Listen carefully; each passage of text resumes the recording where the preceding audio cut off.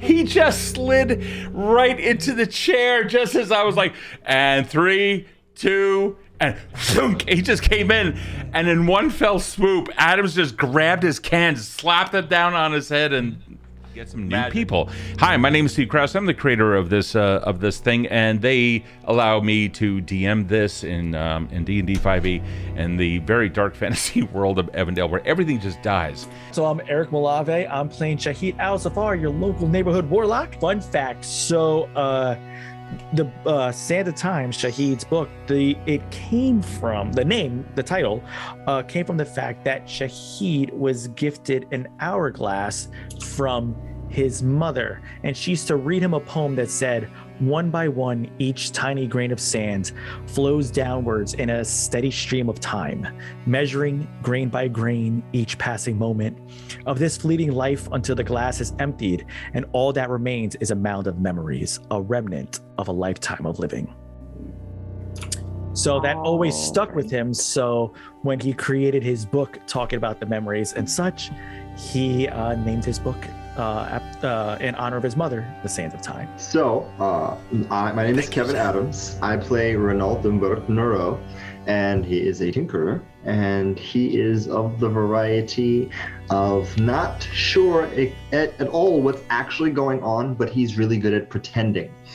A fun fact about Renault is when he first arrived, the first week and a half, he was recovering some of his clothing from the local children that stole it because it was so strange. He didn't really care too much about the clothing per se, the items and very interesting knickknacks that were in his belongings, which is why he made the little hideout underneath the bridge north of our current position. Hi, I'm Erin, and I play Ophelia Moore, who is a illusionist in the vein of those Victorian parlor occult Ouija board. Charlatan. Fine, that's fine too.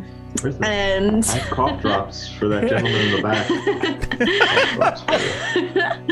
And fun fact is she's not a charlatan, but really is. Fun fact is the first ghost that she ever saw was what she believed was her mother, who had died when she was born, and would visit her as she grew up in her bedroom as a shadow woman in a dress in the corner of her room, and whisper to her as she fell asleep. Although strangely enough, when she would ask her stories, the ghost stories about when she was pregnant and what it was like and stuff like that, she couldn't answer. The ghost was making it up and wasn't her mother at all. Oh, wow. That's not terrifying at all. No, not at all. I didn't make that up on the spot. Roll the intro.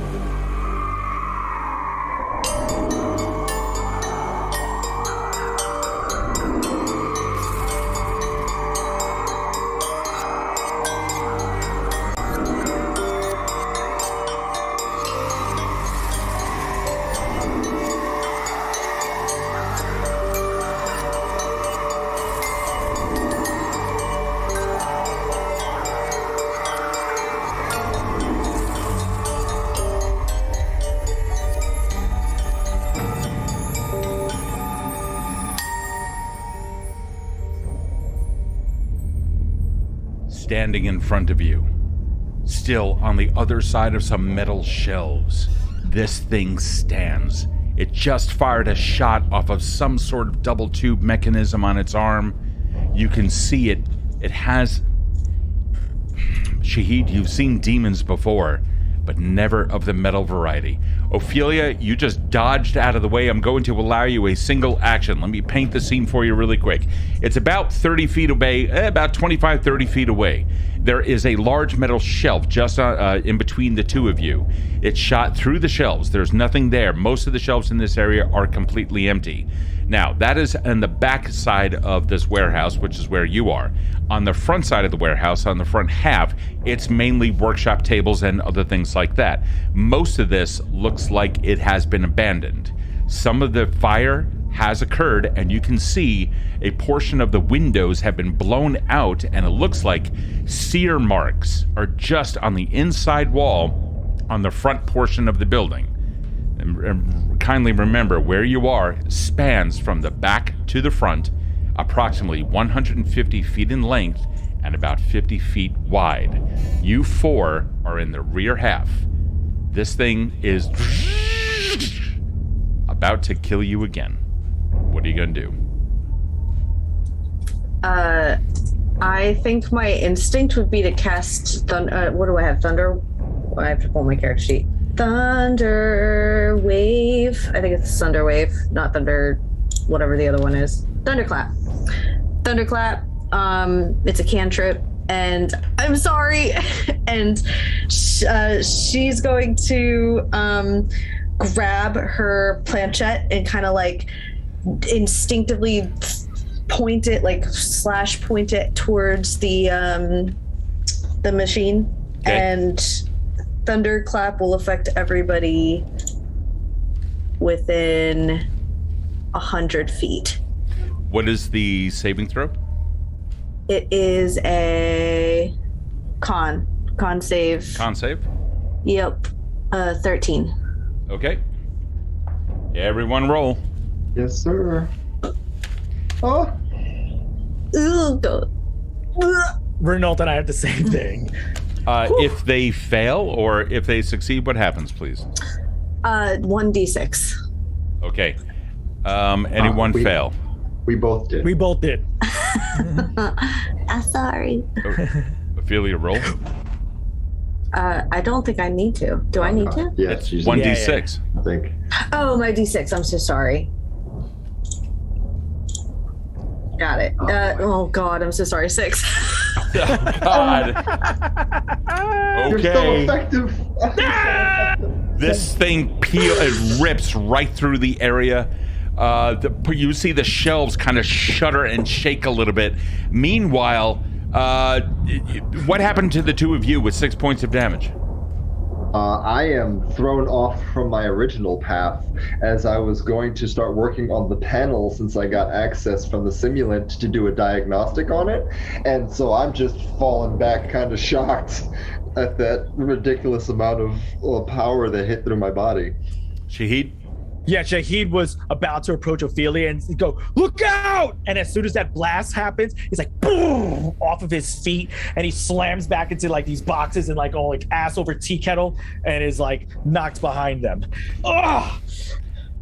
Meanwhile, that with the 6 points of damage, Renault, you were on the unit at the time, or you were approaching the unit? I was approaching the unit because it was said, "Yeah, go ahead." It was like, "Come on, do your repair work." That's right. Oh, that's right. Because either way, you were heading towards it. The clap of thunder now rings through the whole area. You see dust coming off of the walls as this sonic wave rips through everything. The simulant itself, for a brief moment, goes, and you see a glitch appear. Its eyes flutter shut for a quick second and then return back a very burning hot red. Renault, give me a history check. Totally. While he's doing that is, sorry, 18? Oh, no. 18? Yeah. Yes. You know what that is. It's now officially entered into battle mode. Ophelia, what were you going to say? Officially, yeah. So Ophelia's mindset was to have things shake and hopefully like jangle up the machinery or have things fall like near it or something. When she realizes that her friends instead were knocked back, she's going to like very slowly put her planchette back and pull out her gun instead. Like, I'm so sorry. Okay. Trying to stammer to my feet and but like maintain a safe posture, maybe behind some coverage of some of the fallen boxes and stuff that I fell over. Got it. Guys, let's roll for initiative. I'm going to do this in D&D Beyond, hopefully. Let me see what we can get here. Or actually, you guys roll it and let me know what you got. I got an 11. Okay. 14. Okay. 9. You got it. 1 second. Renault. 14. Ophelia. 9. Shahid. And No, Ophelia got 14. I got a 9. Renault got an 11. Yep. And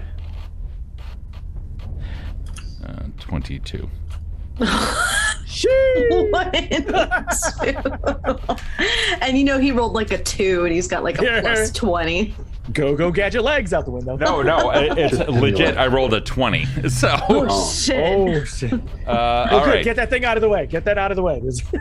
So, with that, Ophelia, you've now moved. It's turning around, and it is going to launch an attack. Casper, meanwhile. Casper is here. Oh, shit. Hold on. I have to take a look at his sheet real quick. Mike isn't here, and I don't want him... Underclapped him right out of the building. Let me see what Casper has. He has flashbacks from flying against the wall when he first died. Team Casper blasting off again. Casper actually has a +3 initiative, and so he starts off with a 23. That's fucking awesome. So, I mean, is it right then? So he's just gonna raise his pistol. He's gonna take a shot with this thing. Right. Let's see. It's the fuck. God damn it, Mike. I am so sorry. He rolls a 1. That's on brand. That's on brand. That's accurate. Definitely fits. Yosemite Sam over there. Yep, definitely It goes fits. ping. It just like bounces off of the cranium of this thing, like hits a paint can, which then like starts leaking a small stream of red all over the place. But unfortunately, his gun also jammed. It is now its turn, and it's going to. Oh. Okay. That's gonna be. All right. That's 5 plus 6 plus 4, so 15 points of damage times 2. 30. Casper, this thing just unloads an unholy bolt of energy out of its fucking arm. Casper gets clipped, not even clipped, gets smacked right in the chest with this thing. You guys see severely burning wounds. Let me, he has to make a save. He got hit with a lightsaber. Yeah, he totally fucking did.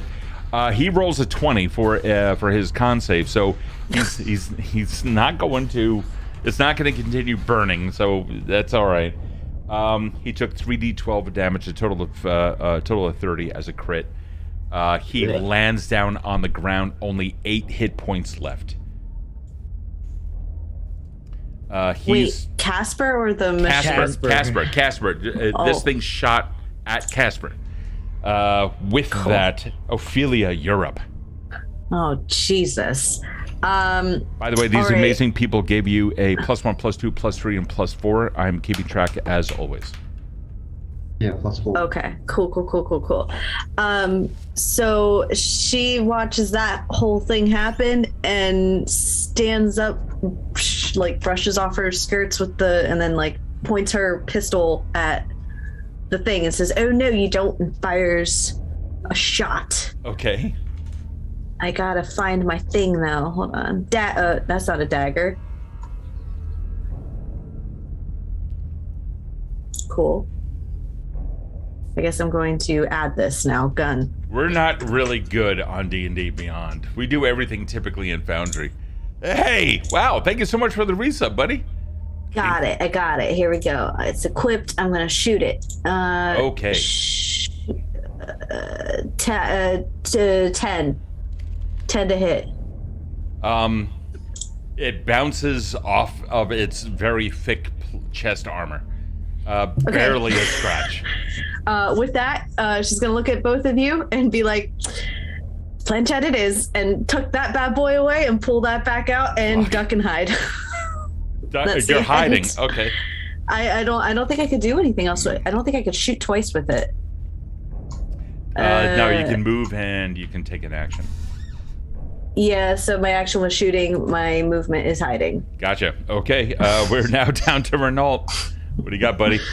So being knocked back from where I was and throwing an arm up, I'm going to yell, simulant, again, requesting access to diagnostics using 4-digit sequence code 10091021 in every sequential coding in the 4-digit sequence. That is a prime number that goes against your directive to dispute. Do you grant me access? Access denied. Shit. And you see it raising its arm and going right towards you. Yep. I'm going to since it technically is able to grant audio processing and it knows that it can receive coded prints, I am going to attack it using vicious mockery. Okay. The vicious mockery is going to go against its AI prompts. What?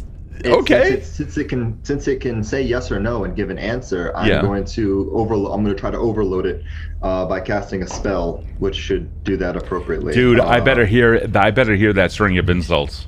So one thing that you have to take into consideration is that you do not know if the answer that you're going to give to this question is no.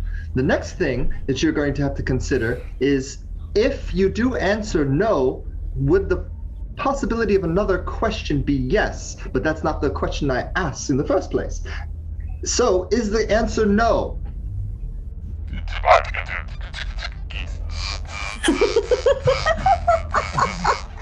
It has a wisdom saving throw. What's the target number? It's 11, unfortunately. Oh, yeah. Unfortunately, it is incredibly. I mean, it's pre-programmed to be this way. Yeah, it kind of beats it. Okay, that's fine. Ignore. And the next one's my move action, and I'm diving behind cover. Okay. Yeah, it shoots off another one. Okay. Shahid, what do we got, buddy? So Shahid the whole time was kneeling behind these boxes, and he's hearing all this going on, and his mind begins racing as to like, what do I gotta do? What can I possibly do? And all of a sudden, that dark passenger that he has inside of him that's been following him from the sands just takes over, and his eyes just fade to black as he gains a memory of when they were down in the basements and stuck in that pocket dimension. And then he hears just like a laughter in his head as the dark passenger within him recognizes his intent. So Shahid slowly raises up and points a finger in the direction of this construct, and he opens a gateway to the dark between the stars and a region infested with unknown horrors behind it within a 20-foot radius sphere of blackness and bitter cold, centered basically like at a point where I'm trying to center it where it's could entrap it, but away from I believe Casper is near it. Or how close is Casper to it? Well, Casper got tossed back a little bit. Actually, good. Light doesn't have mass in the same way. I don't envision a phaser bolt like launching somebody backwards because lack of kinetic force. Okay. I'm going to say he drops where he was, therefore still 25, 30 feet away. Okay, sure, perfect. That's perfect. So this is a 20-foot radius sphere that I'm going to drop right onto the simulant.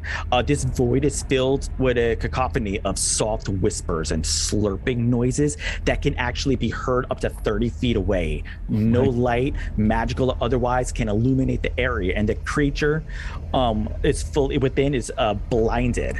The void creates a warp in the fabric of space, and the area is now considered a difficult terrain. So when it starts its turn, it takes 2d6 cold damage. And it's actually a dex save of 15 to do this. It's Hunger of Hadar. But wait. See, I was enraptured by what you were describing. What do I need to roll? Dex save 15. Thank you. I think Eric, you rolled a 2d6. No, I rolled a d20. Oh, do you? No. Well, yeah, you rolled a d20. Yeah. I rolled d20. I got a 14 plus 4, 18. Oh, okay, yep. So, let me see what I think. Any creature. I think you're fine then. Okay, unfortunately. Can you pick a dice that won't roll high? So yeah, so he opens up that void, and yep, you managed to eke on by. Okay. That was dope, though. And that was kind of really Shahid, clearly is not planning for it to fail, so he just stays in that moment. That is his turn. He's going to stay right where he is. Understood. This thing turns around after having shot a reactionary shot towards Renault. Now has taken aim. The last thing that attempted to do anything at it that it could understand was it was Renault. It was Casper who attempted to shoot it. Don't worry about those dice. Sorry. Yeah. So it's coming back down. Now that Renault dove out of the way, it's going to try to seek. Or do you have any kind of cover, buddy? Not really. Partially, I'm behind something that was already on fire from whatever happened before. Okay. So let's give you about half cover. Okay. Okay. So they'll give you a +2 to your AC. What's your AC now? My AC is now a 18. An 18. All right. Perfect. All right. You see from what you're hiding behind, it immediately starts glowing very orange and yellow in the middle before it begins dissipating again. It's shot. Of course, it missed you. That cover is not going to withstand any kind of any kind of continuous barrage. However, you can hear it. And you're hearing the audible. It's almost like it's code made audible. You've heard this in simulants before. It just malfunctioned. The equivalent of the second shot jamming. Probably what happened is that the thunderclap also created some issues for it. The reason why I'm doing that is because all of its hits are at disadvantage thanks to Ophelia's thunderclap. So. It is done. Hey. Ophelia, you're up. Okay, so Ophelia is going to, based on Renault's last attempt to disarm it, is going to stand up again and more like pop up very hesitantly. And how's the state of the warehouse? I know it's a little bit like dilapidated, right? Where you are is just fine for the moment. Is it like an old rickety building? It is certainly not. It's actually rather sturdy. You're looking at a wooden planked floor, but all of the walls are thick brick walls. Wooden plank floor. Cool. Okay, so she's gonna stand up and she's going to kind of like non-aggressively point her planchette towards it and like this and say, the floors look a little bit weary underneath your feet. I think you might be too heavy for it to support you. You should shut off and cast suggestion. Maybe. And I look over at Renault like. And I'm just like mouthing like, I don't know how to talk to machines. Is this okay? This is Renault. I'm okay. Cool. I don't know if it can be charmed. If it's a creature that can't be charmed, then it's ineffectual. You know what? I'm gonna give it a shot. What does it need? I mean, fuck it. I mean, it was. I mean, definitely role play the hell out of this. But what's its DC? Wisdom 13. It shoots its oh my god. It shoots its bolt of energy at the cover that Renault is behind. It then attempts to launch another one. You start talking to it, and its focus is aimed on that singular target, but its eyes just kind of go zzz, like move over to you, and then one eye stays on you and the other one goes zzz, back. And when you finish that up, it's like you see something occurs like under its chin. There's a, and you see like a very fast scanning laser hit the ground and determine its structural stability and. Incorrect. And Whoops. Ophelia, are you done? So Ophelia kind of like with that whole thing happening is like getting a little bit more confident and like looking at Renault like and then and then it says that and she's like fuck and she's going to be like well cheerio then and duck down underneath the table that she was hiding behind and that's the end of my turn. All right, Renault, you're up. Fuck. What did you roll, by the way? What I roll 16. Yeah. Damn it. Come on. Sorry. It's okay. That was really funny.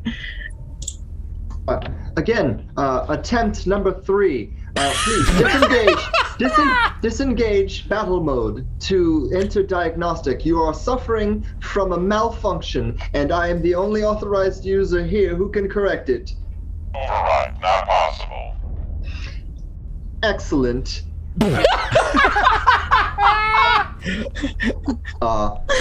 Renault is going to take the copper core from his bag, and he is going to take the cube and place it to it to cause a thunder wave. Oh, okay. From my position, 15 foot cone towards it. Okay. It has to take a con 16 save. I just rolled a 20. Okay, so it takes half of that, which is 7.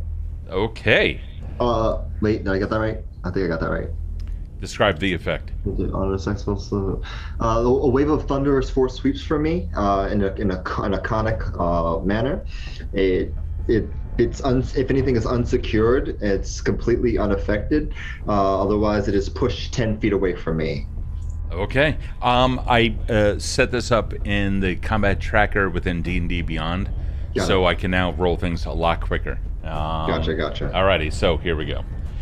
So, describe the ultimate effect of this thing. The reverb that comes from the direction of me placing the coil and the power cube in front of me sets off a sort of thunderous blast in front of me in a conic manner. Yeah. Not really too visual aside from the ripple from the magnetism and the thunder that it creates from its intensity. You can hear it shuffle around a little bit, somewhat confused as to what the fuck just happened. Renault, are you done, by the way? Laying back down. Shahid, Shahid, you're up.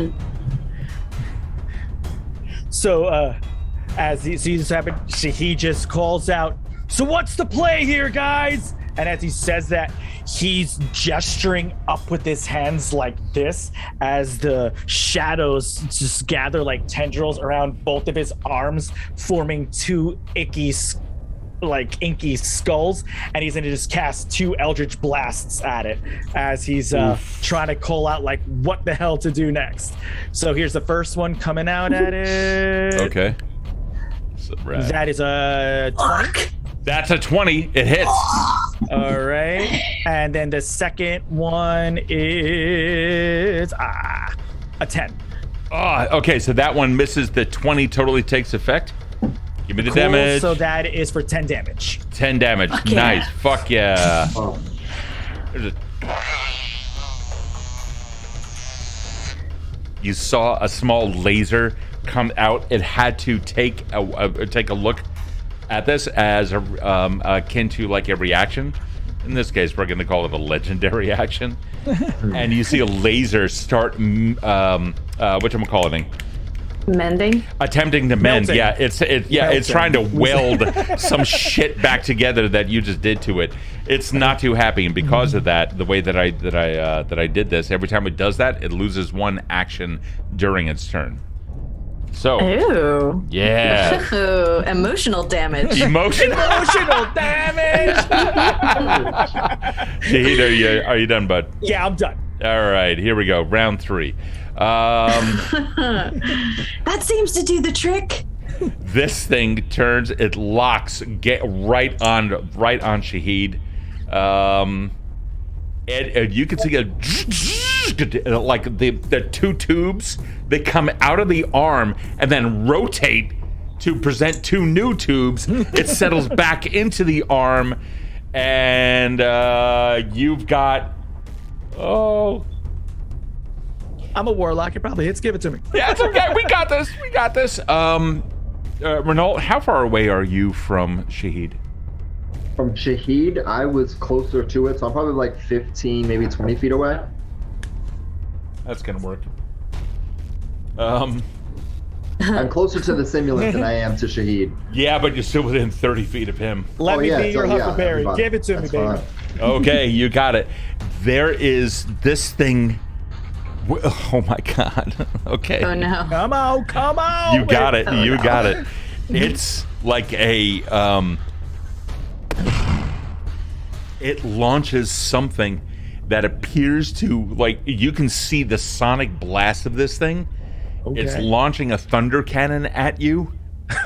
You're within 120 feet, and Renault, you're within 30 feet of him. Therefore, the 2 of you are going to be affected.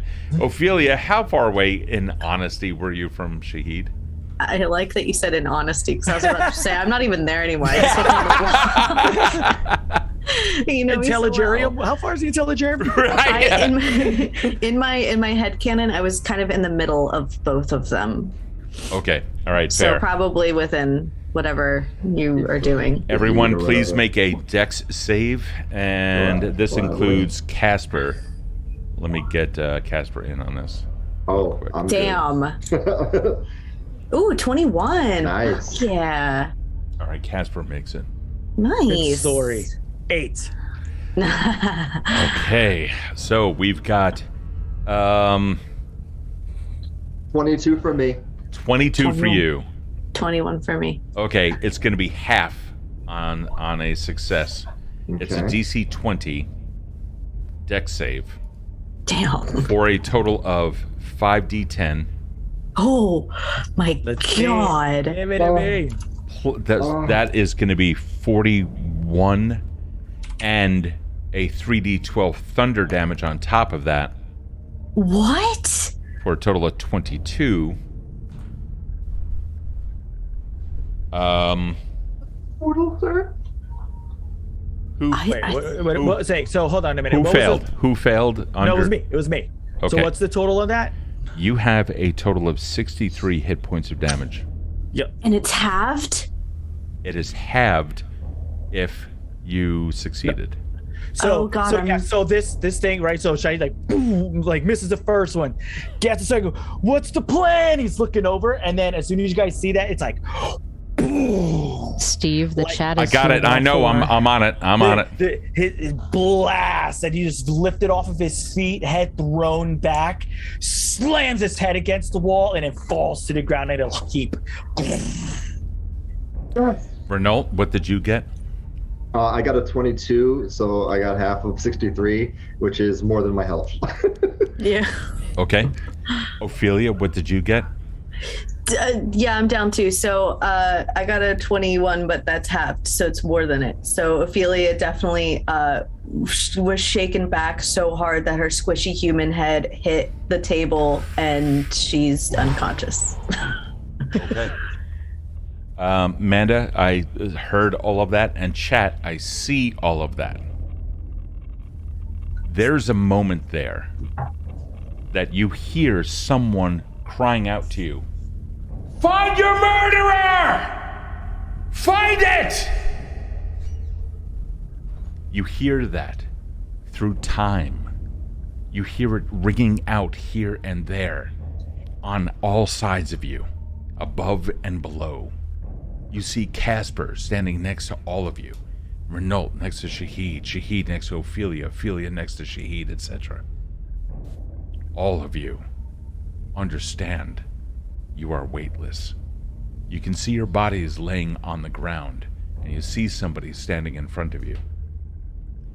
I told you, find your murderer. I did not say engage. You recognize the disembodied spirit of Ethan Long standing in front of you. Come. Since you're here, let me take you someplace. But first, are you well? Can you travel? You don't understand what that means. You are just beginning to cope with the notion that you do not have feet.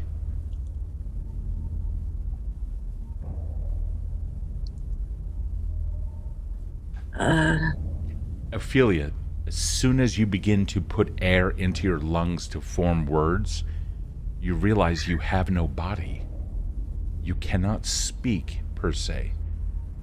But the moment that you thought about making an utterance, Ethan looks at you. Here. Talk up here.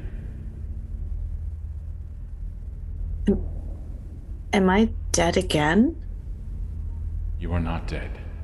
I don't know what, but something outside of all of us saved you. Something removed your spirits from your bodies before your bodies were destroyed.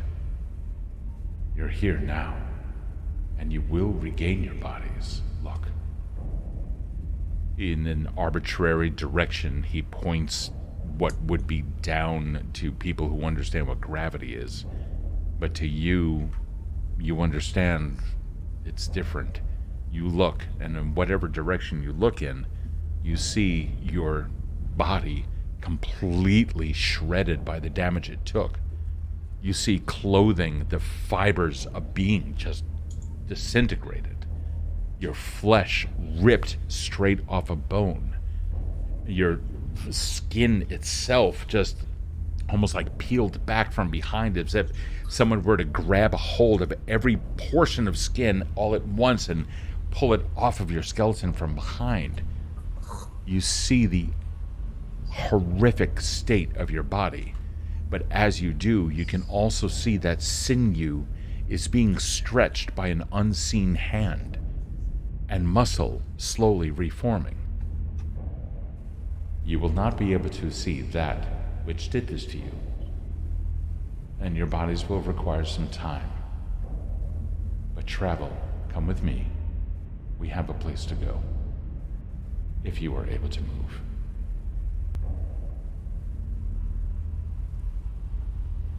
Renault tries to move forward towards this. Give me an intelligence save. Anybody who wants to move, give it an intelligence save. Oh, that's my favorite stat. I got a 20 total. Oh, you immediately, like, before you even think about it, you kind of go, yes, this is 100% mental, and you just, brink, you start stepping forward. In fact, you don't have to wait several rounds before you can actually run. You instead just simply think about your destination, and you go, poof, and you simply appear there. I rolled an 18. And I got a 13. Fantastic. All of you understand what it is that is required. You don't know how much time has passed, but at a side glance, you can see your bodies. Most of them are reformed. Casper is the worst for wear. He was already down. So, but your bodies are starting to come back. With a little bit of exertion, anybody who wants to gain a little bit of information of the status of the simulant, let me know, or we can just go forward. Yeah. Yes. Okay. Yeah, no problem. I'll run Arcana, investigation, what you need. Whatever's best for you. Arcana will work, investigation, or perception. Ooh. Yeah. I got a 19. I got a 19. I got proficient. And No. I'll use one of my plus ones to make it 20. I got an 18 plus 2 for a 20. I got an Unless 8. So Ophelia's just gonna kind of vomit internally at the sight of the bodies, preparing themselves. The two of you, Renault and Shahid, concentrate for a moment.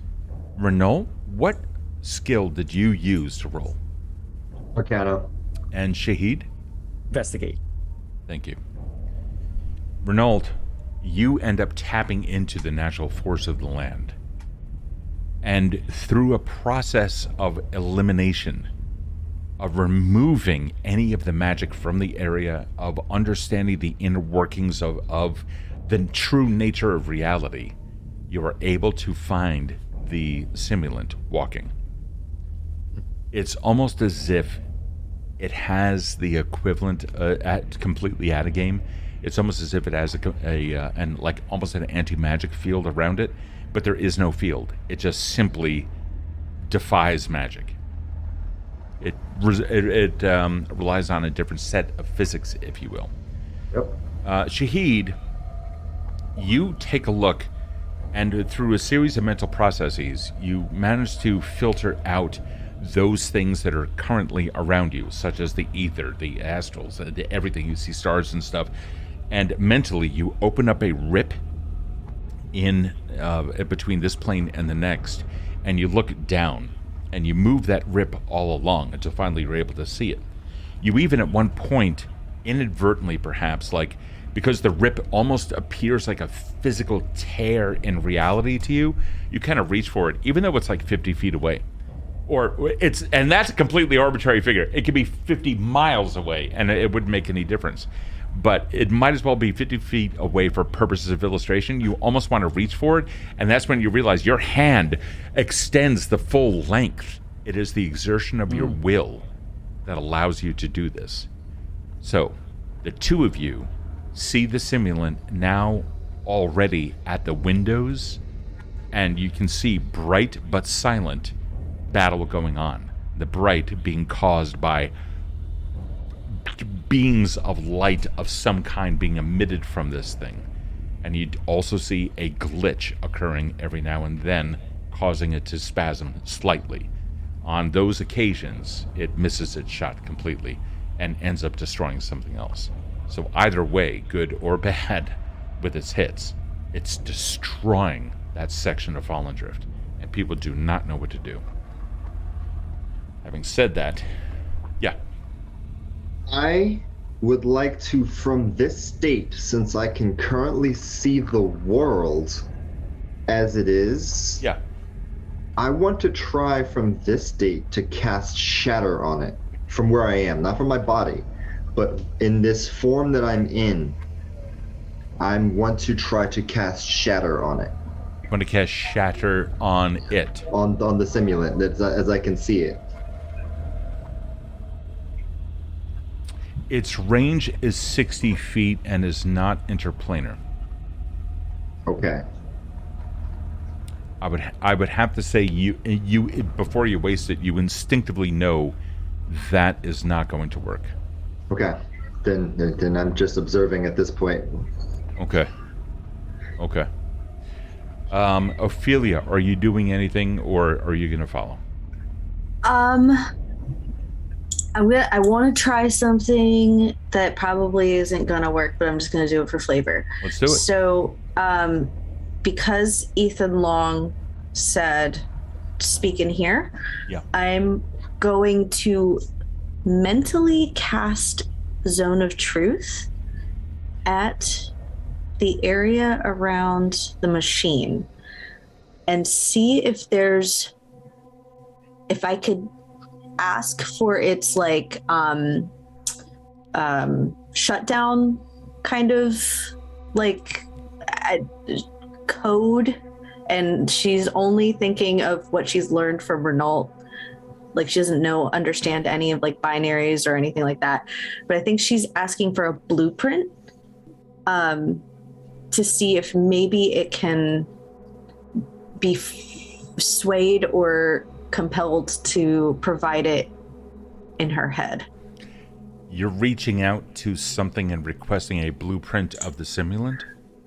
I'm reaching out to surround the simulant, a zone of truth, to compel it to provide her with an image of the shutdown code. Visual schematic of some type. That is so fucking good. Oh my god, that is so good.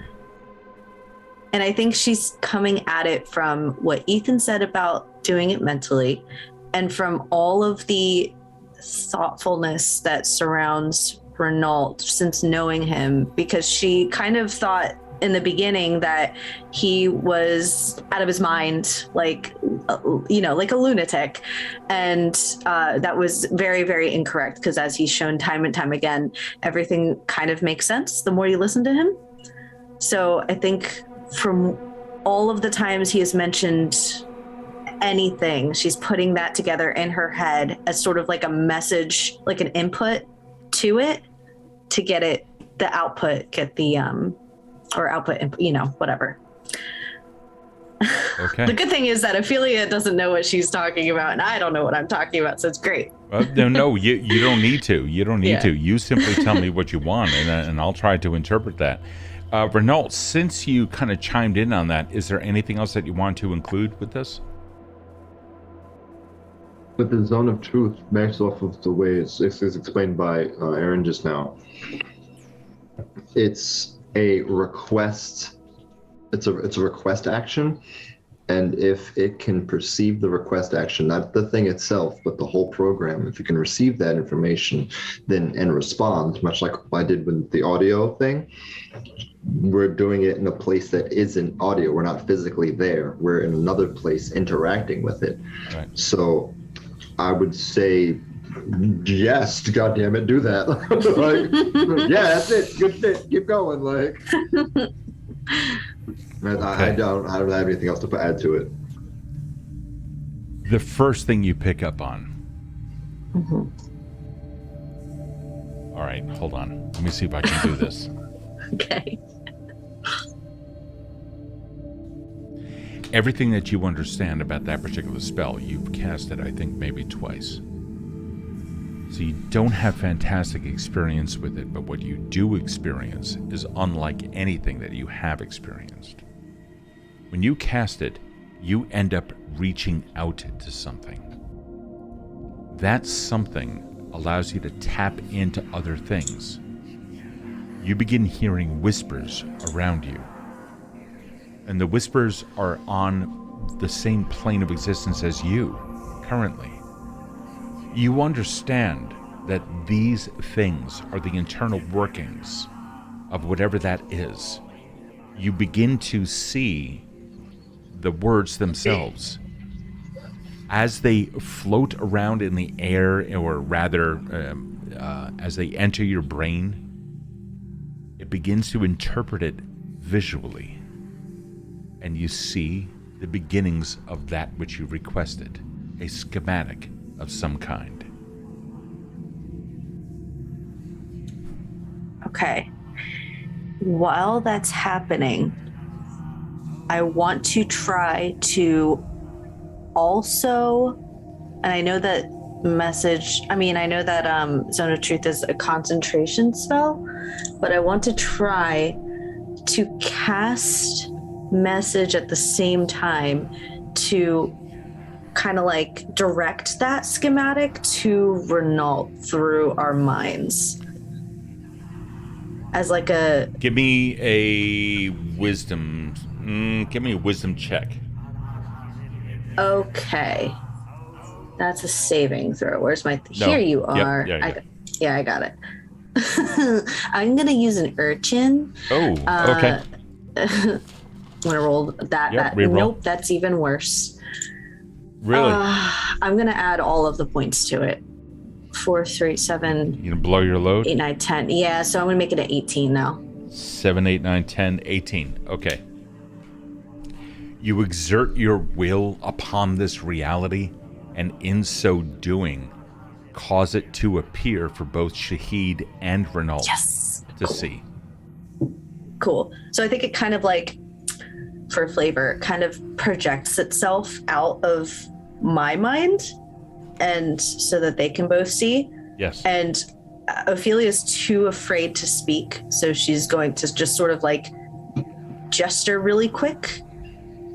But she's not going to try to speak through it or anything. The two of you see Ophelia staring at some blank portion of whatever. This is the first time that you're ever noticing Ophelia actually being there in some kind of a shape. What you see is akin to a silhouette or a glass figure if I had to put it into such base and common terms. One, of course, able to constantly move. This is your first real look at an incorporeal being. And as you study, each of the three of you, and Casper is there as well, kinda. He's very confused right now. Right, don't know nothing about anything. He's just, it's like he's fucking off. He doesn't know what's happening. You're taking a look at Ophelia, and as your mind, as your soul adjusts to this new way of thinking, you begin to realize there are spirits everywhere. This whole place is full of them. When you look at Ophelia, though, you concentrate again, and you can see something appear, and you see a rotating three-dimensional wireframe figure with notes and callouts, a complete schematic to the simulant itself. Oh shit.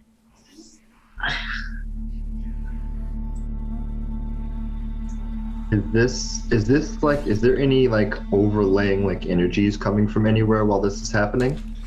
Give me a perception check. Gladly. Fuck yes. 10.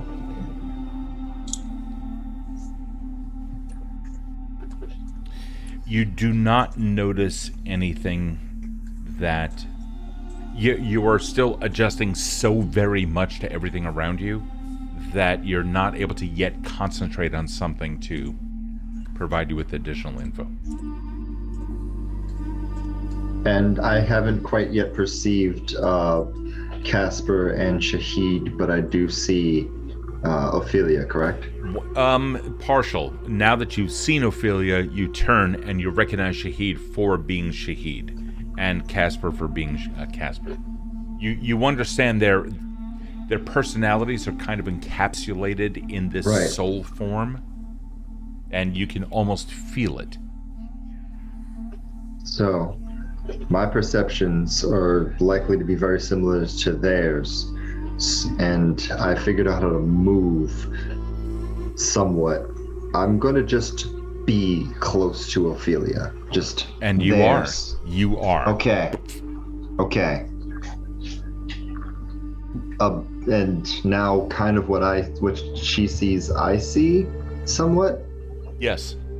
You both, everyone now sees what I described. Bardic dice. Bardic dice, what's up? Thank you. I am going to, I guess, manifest my hands, since it works that way, or guessing it works that way. All depends on what it is that you want to do with those hands in the astral plane. I want to grab my own sight and cast Identify. On? Myself. Ooh. That's really interesting. This is the kind of thing I love the three of you for. It's the ingenuity. This is when you start getting like all the meat and shit like that. All right, cool. So you cast Identify. You reach out and you think you understand it. You've never had to cast this before on yourself. You fully understand that typically it's only on objects, not so much on people. You arrive at something, and you understand your nature is that of astral, but it is contained energy. It is something. There is an undefinable, unquantifiable shell that maintains your energy and prevents it from dispersing to the much larger pool of energy from whence it originally came. Got it. Thank you, Bardic. Looking now at the basically the 3D schematic that is being projected right now, I want to try to figure out the sequence for its coding and functions, keeping into account the power supply, the cube that is on my body, which is over there on my physical body. So stop. Okay.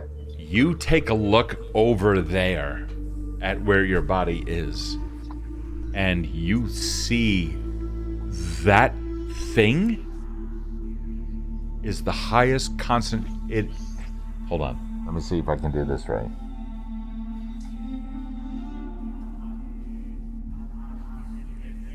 You understand that space and time are completely warped around you. All of your actions defy that. You are outside of the bounds of physics. However, when you take a look at that thing, what you see is a massive well, something that draws spirits to it. It lies exactly where that cube would lay if it were on your body. You see it full of approximately, you do some quick numbers, you figure stuff out,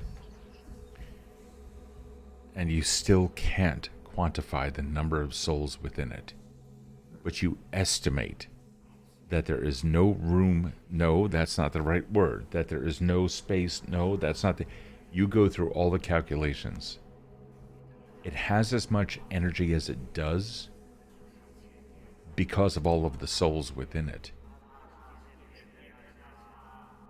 If a single soul were to be, let's say, 10% opacity, this thing is not only 100% opaque, but it is bright as fuck. Akin to a glaring sun that you just discovered.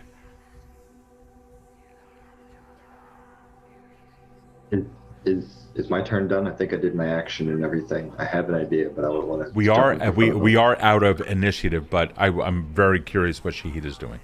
Yes, so am I. That's why I was like, okay, I'll Honestly, pass it on. Shahid is still overcome by everything and taking this all in.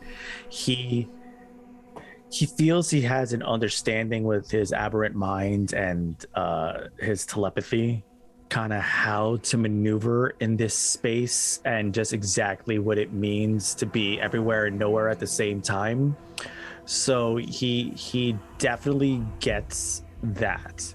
However, when it's coming to the schematics of this entity and exactly how everybody's trying to interact with something that's seemingly in a different plane than we are currently, he's still at a loss. So while he's observing and has manifested his essence to be amongst them to observe this schematic, he's still trying to take in exactly how he wants to interact. So he's meaningfully watching. However, he's kind of taking a step back to allow those who kind of have a better grasp as to how to handle the moment to do what they need to. Is it fair to say that Shahid at this point in time is confused but learning as he goes?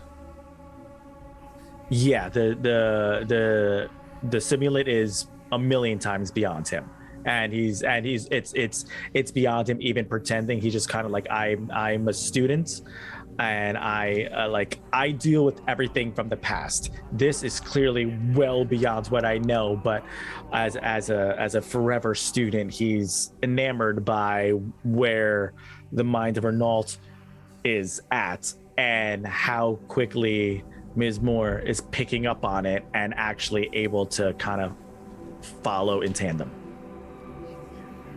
Something inside of you resonates with what is happening.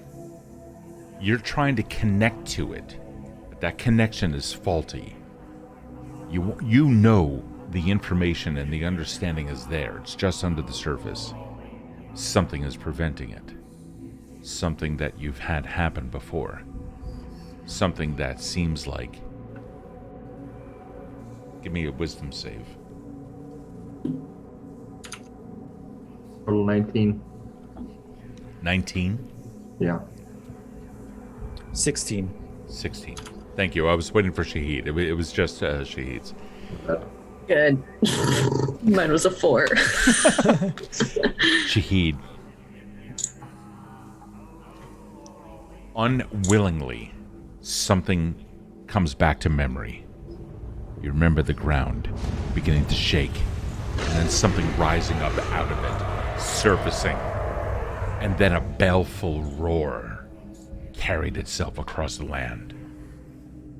In that moment, you felt something hit you. It seems like it was in the chest, but no, it sank much deeper than that. After that time, you know that you had the ability to do things that you hadn't ever thought that you could. Those were quickly dismissed. By the time that you got to Fallendrift, you understood that there was always something else out there, but your refusal to believe caused you to seek answers elsewhere, but you always knew it was all real. There is, in fact, something inside of you that can help you understand this so much better to the point of mastery. Do you want to take any actions along that vein, or ride that train of ignorance just for the moment further? Oh no, I want to go down the rabbit hole. Give me another wisdom save. Such a good question, the way you asked that. 21.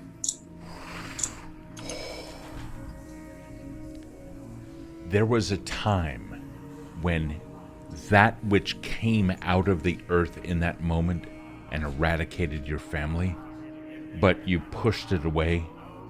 There was voices that you heard. It was something. Chanting. Yes. Yes. But now you hear something else.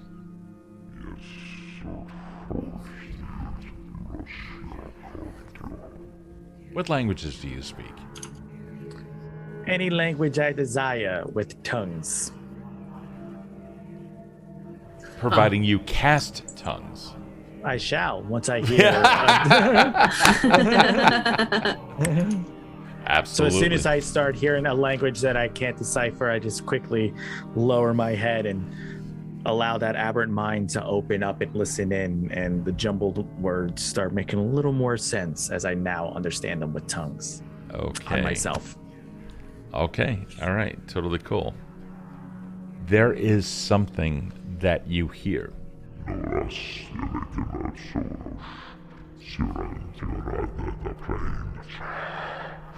planes of existence shall be held here. All that we are, every single being, follow my heed. You understand that whatever it is that is out there has been preaching these words to unnamed masses for a very long time. You tap into it just for a brief moment.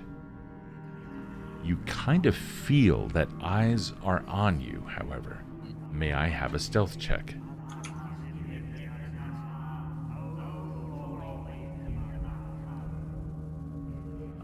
Seven. Follow me now. This, that, and the eyes The voice goes back to where it was, as something immediately comes up on your right side.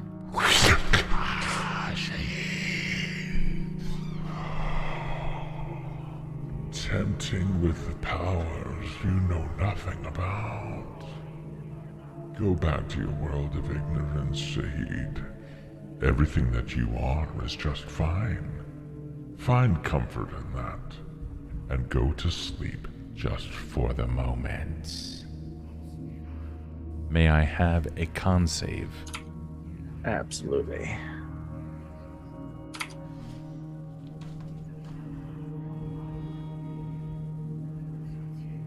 $18.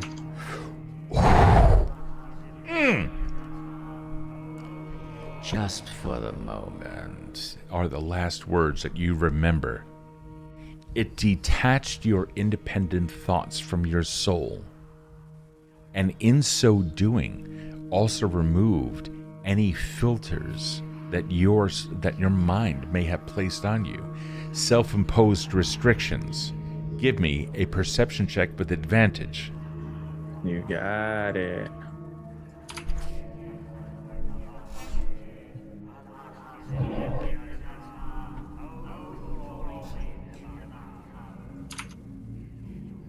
$14. Ooh. Do you want to put anything into that? Yeah. I'm gonna put the 4 and the 3 on there for 21. You could put down a 4 and a 2. I already used my 2. Ah, okay. Yeah, that's why I had to use the 3. Gotcha. Alrighty. There's a brief second there that you got some information. So here's what I'm going to do, okay? I don't know how long that brief second was.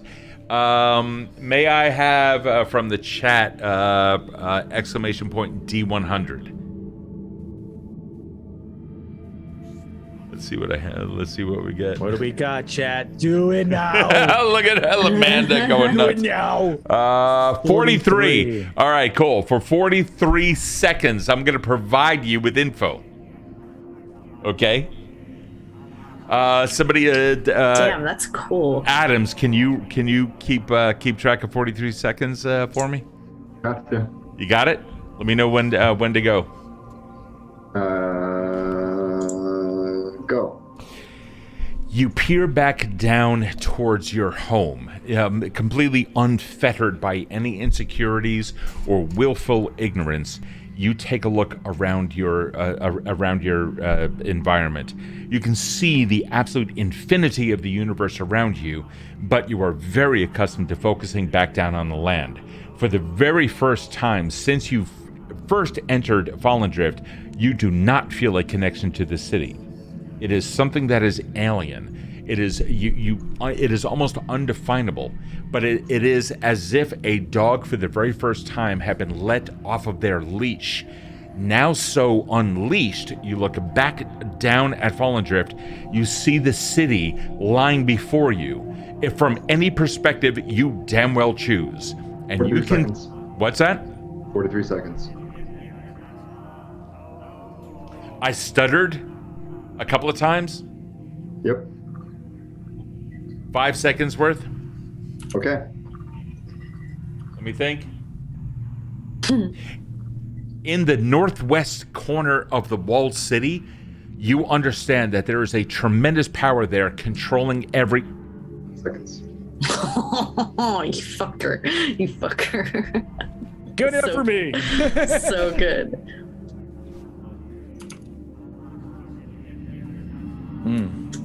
And then, with your thoughts like dislodged, Renault and Ophelia... Oh, this is going to be very weird. Give me a charisma check. Oh, I could do that. All right, that was Nice the stat. wrong one. That was 7. 5.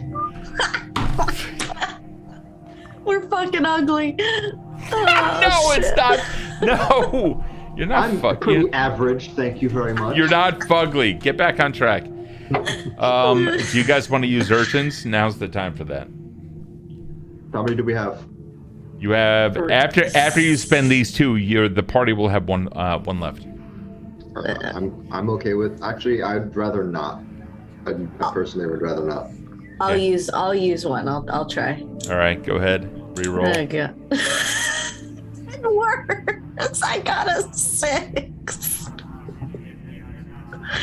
All right. Well, we're going with it. All right. Shahid, bro, I'm trying here to get some people on your side, man. Alrighty. Your intellect separates from your soul. You understand that this is spiritual death. Once the identity from the soul is removed, the energy that is the soul begins to dissipate and go back to where it was. Mm-hmm. What thought is going to keep you together? You're asking me what thought's going to keep my mind together from reaching spiritual death? Am I understanding the question? Yes. What is going to prevent you from completely dissipating?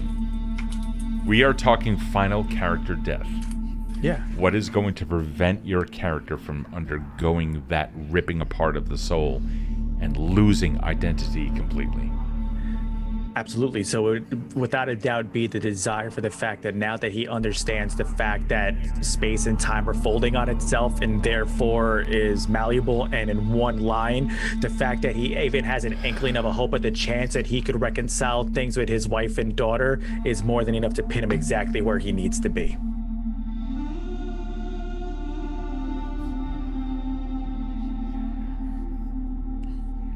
There's a moment that as you were drifting off, something was reaching out to you, and you can feel souls being dragged into it as if it were completely eating these things. It stops. You take a look around at the nature of reality. Fallen Drift has within it something. Stop it! Fallen Drift has within it something that is reaping souls and minds. Give me a charisma save.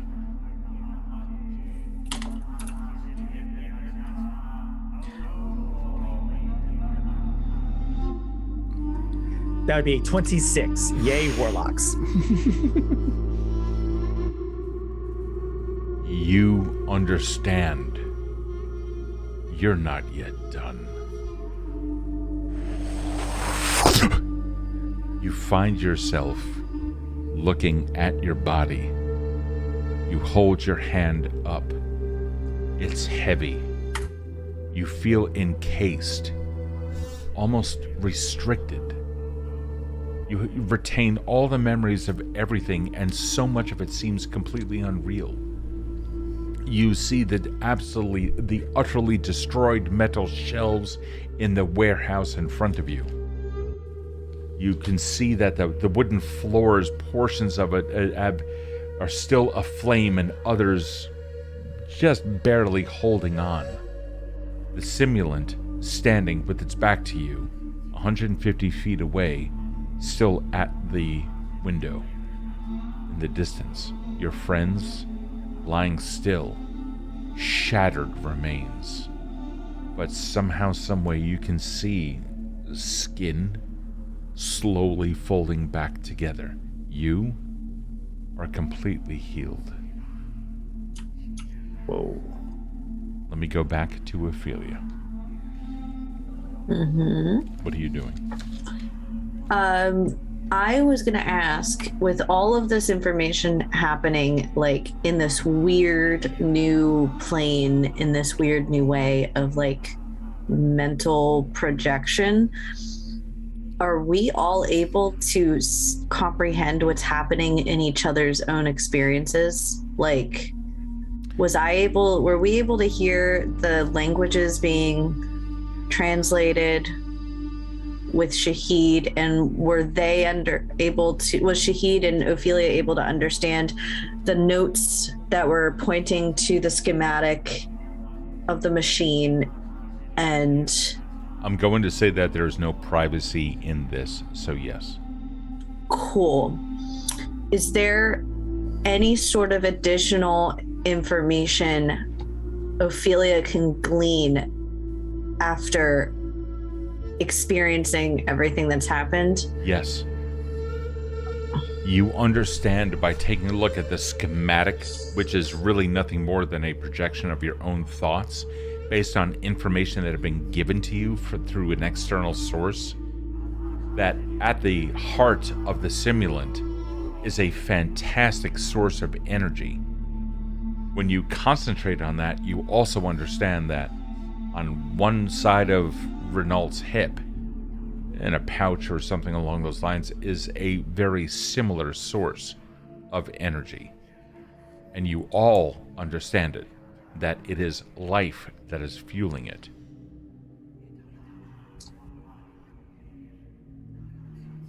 Okay. I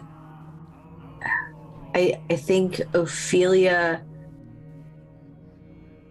is going to look and see how Shahid returned to his body and sort of like glance at the like blurry, smoky image that is the silhouette of Renault, and kind of like shake her shoulders a little and like crack her neck, whatever that sounds like. Like I would expect, it doesn't. Like, you don't have a neck. Exactly. It feels good nonetheless, and she's going to sort of like will herself to try to follow in the same path as Shahid and let go of the projection. Renault, what are you doing? Renault is resolute in figuring this out based off of what you told me when I tried to identify self and the projection. And as soon as you told me that it is a no privacy thing, I put together, or Renault specifically puts together, this can be fixed, and it can only be fixed here. And he's going to go towards, or be towards, where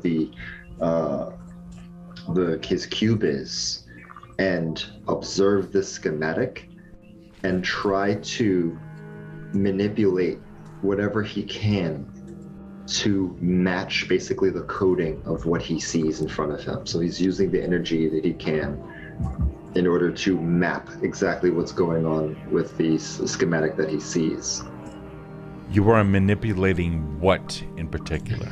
You said the life energy was going towards the cube, yes? Yeah, the cube. Yes, it's as if the cube itself is like full, so nothing more is going into it, but it creates akin to a well. Imagine a trampoline with a bulletin. Imagine a bowl into it. Yeah. You see, like, spirits are like orbiting it, but they're not quite going into it because it is at capacity. It's at full charge. I may have, if I do or if I don't, my intention is to use that energy in and of itself, just to like hands or essence of intent to literally start creating. And you want to create what? The sequence for the schematic. I want to basically recreate it. You want to create another simulant? Using the pattern, yes. Using the energy that comes from it, yeah. You don't have matter in which to do that, though. I didn't think the stuff that I would be able to manipulate would be matter either. Ghost robot.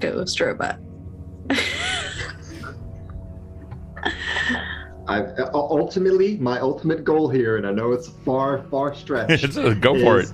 I'm trying to give the simulant a soul. Oh, shit. I'm trying to use that energy to make it, and I have mending, I have so many things that would like fix that and make it like a magical creature, give it some type of life energy so that I could then associate with it based off of its schematics.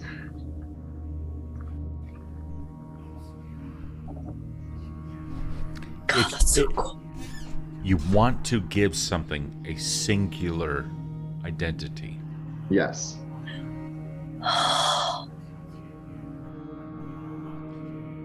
You, Ophelia, and Shahid have a body.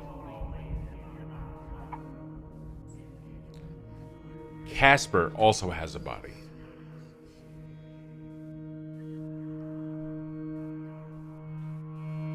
What are you doing? Asks Ethan Long alongside you.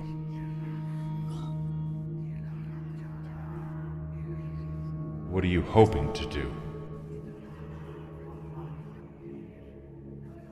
To give that thing the opportunity that I did not have. It's just a machine, a shell. I'm going to gesture towards my form. And so is this. And so is that, pointing at my physical body.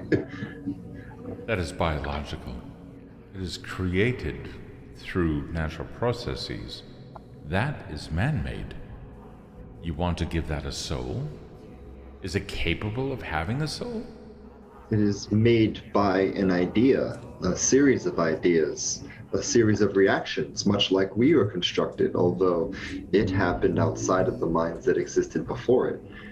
There are a series of reductionist theories that go along with that, and perhaps it needs a little push to add the thing that it is missing to be close to us. He listens to the very last words of your sentence, and before you put that period on it, he drifts just a little bit away, and in so doing, you simultaneously understand he has traveled no distance and all the distance needed in order to arrive next to the simulant. Mm-hmm. He looks at it. It is full of souls. It consumes them as part of its power. How would you contain a single soul within it that would not be similarly destroyed? It works off of a system. Its consumption goes through its power source, but there's nothing in the mechanics here that is guiding its central processing. The processor is powered, but there is nothing but code there. There is no singular thing that it can be born of, like we are, what we assume we are as mortals. It's a simple computation. Give me an really. Arcana check. Got you.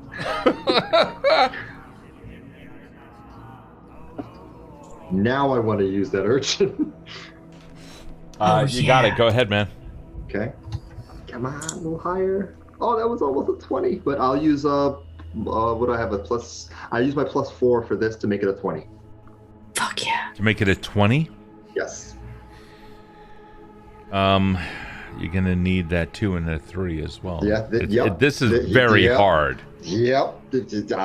Finish it. All right. Jesus Christ. You understand the very nature of the simulants, the manner in which it derives energy has to be redeveloped. You get that. You also understand that the cube that is in there will be destroyed. It's going to go away. You also understand that it has every single biological process with the exception of digestion. But you can mimic digestion or the consumption of something else for purposes of energy and regeneration. You can mimic that by reorganizing some of its internal components.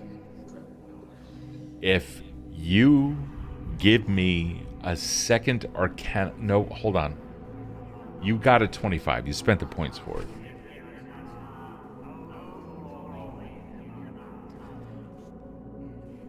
You go over to the simulant. You understand that it is there. And every now and then in the distance... and you hear screams of people on the outside. There are tons of people laying down on the ground completely dead. There are buildings in the distance that are on fire. You see all of this as a drone would, an almost aerial view, and yet you see it from the fourth dimensional aspect. You see through objects to the other side. You understand the state in which they currently are, were, and will be. This includes the simulant. And using this knowledge, you very rapidly rewire it.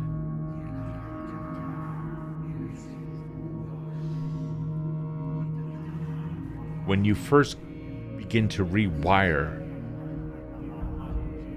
those things that are connected to the cube, you understand that you are tapping into its fuel source. You're going to cut off its blood supply to its brain, its heart, etc.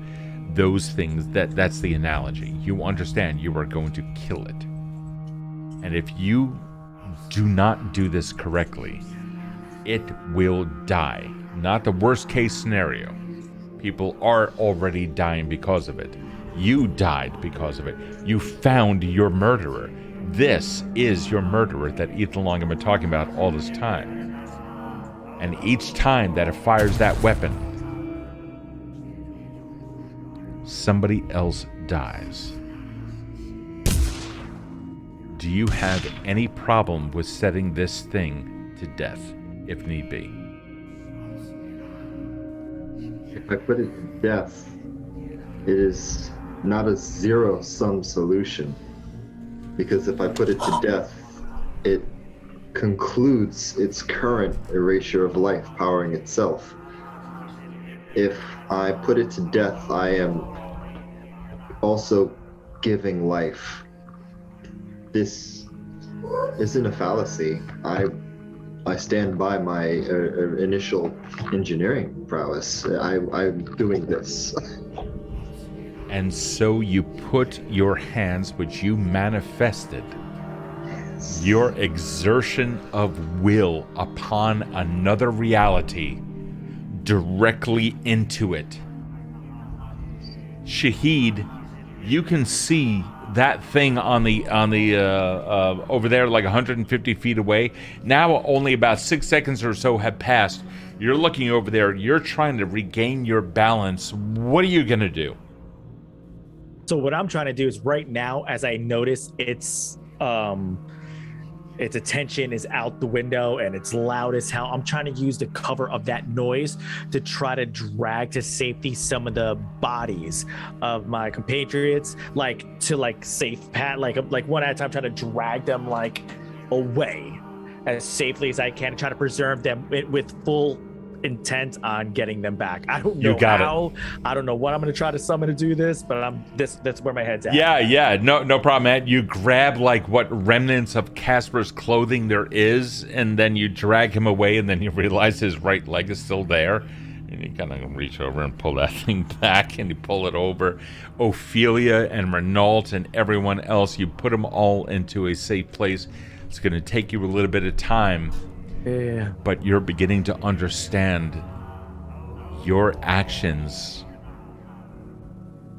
They may be gone, but you know for a fact that they are not. Mm-hmm. And that driving force, the same kind of thing that stands in defiance of what took your family from you, that immediate family that you have now surrounding you begins to put, you understand the importance of this. And you begin pulling them into safety. They may not be here now, but they are somewhere, and they will be coming back home. Just for a quick moment, that gives you a lift. That kind of heroic action is going to earn you an advantage on your next roll, providing it is going to benefit someone else. Got it. Thank you. Ophelia, what are you doing? I think as this is all happening,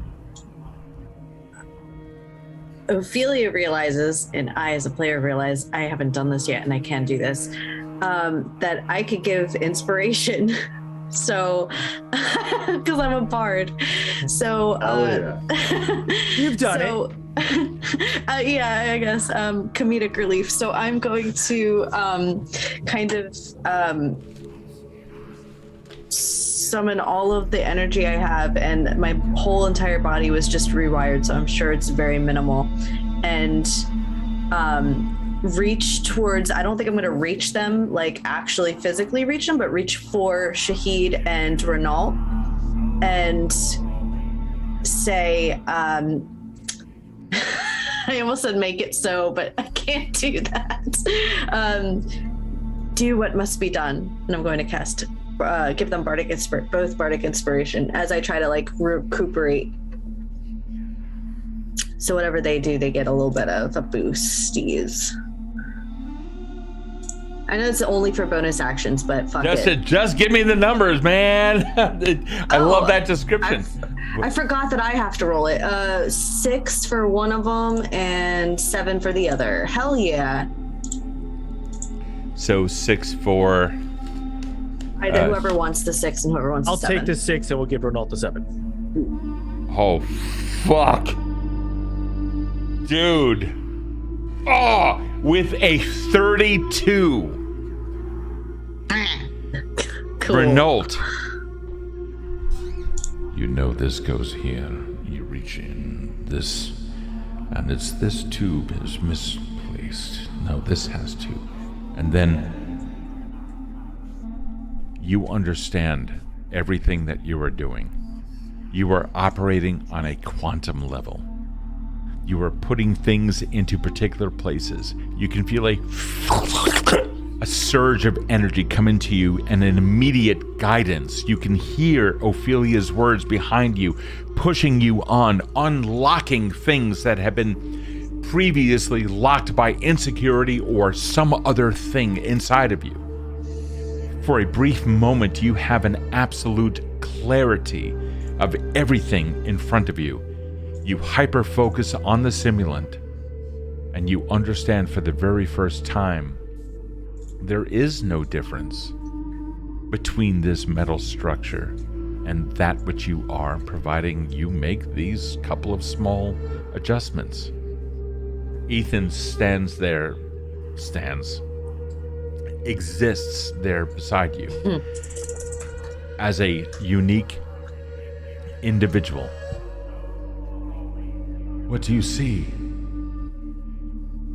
There is a very unique component that is missing, but its original programming has to be reset, and there's a very small chance I'll be successful if that coding decides to reset entirely. So I'm going to equate what it perceives as its shutdown and ultimate death, and leave in a blank coding point, which would be life. And according to the way this universe works, I would guess on a quantum theory that I would be creating life. What do you need?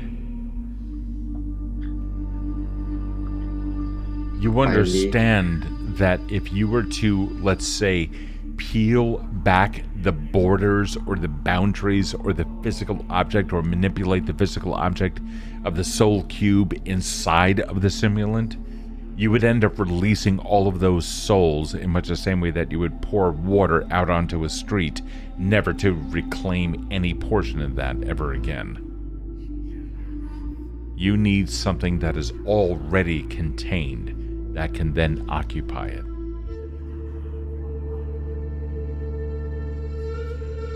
I would need some form of life that would be willing to take its place.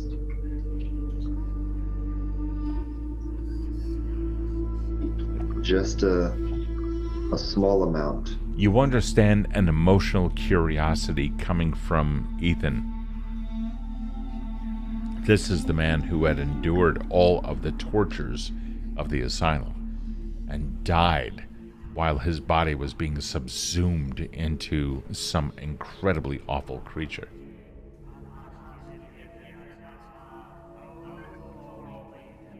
Would you like to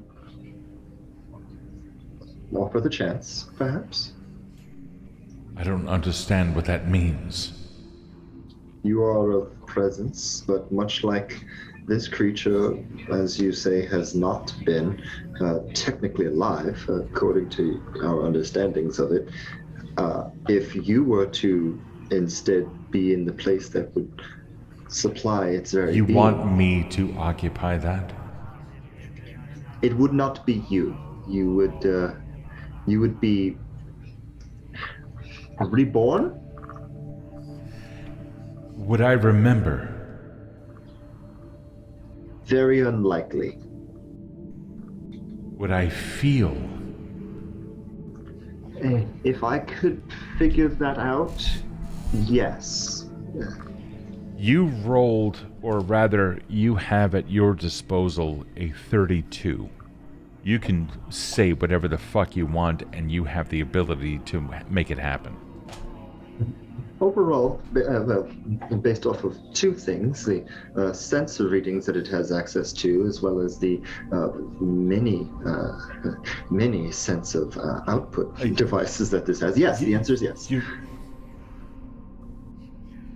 I can feel. You will not remember your life before, the good or the bad.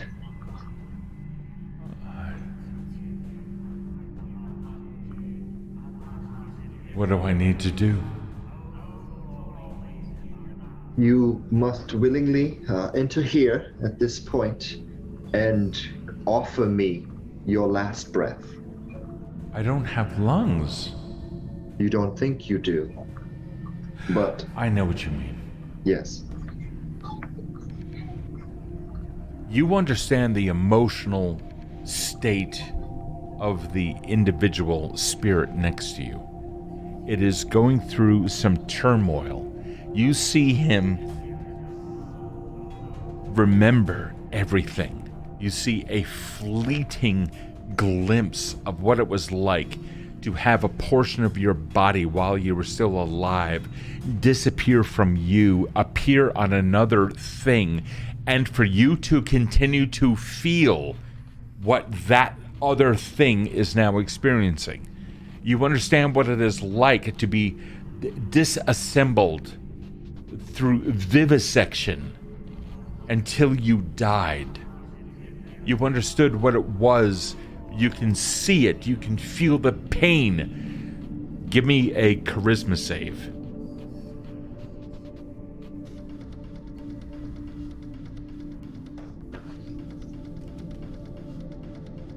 Say it again. 9? Yes. You begin to understand the pain that he has gone through. You even take a portion of it on.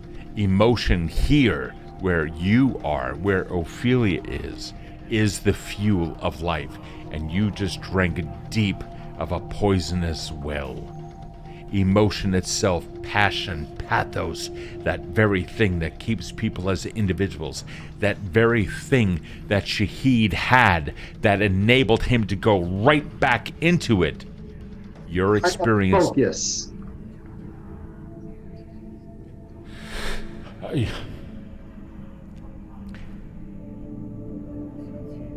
I want to be again.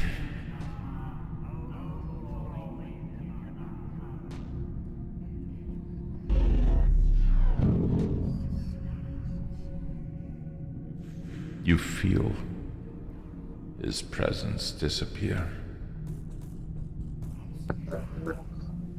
Renault. What? Thank you. And it stops. It stops. You no longer feel Ethan Long anywhere near you. But you and Ophelia understand the passion that is required to go back home to your physical body.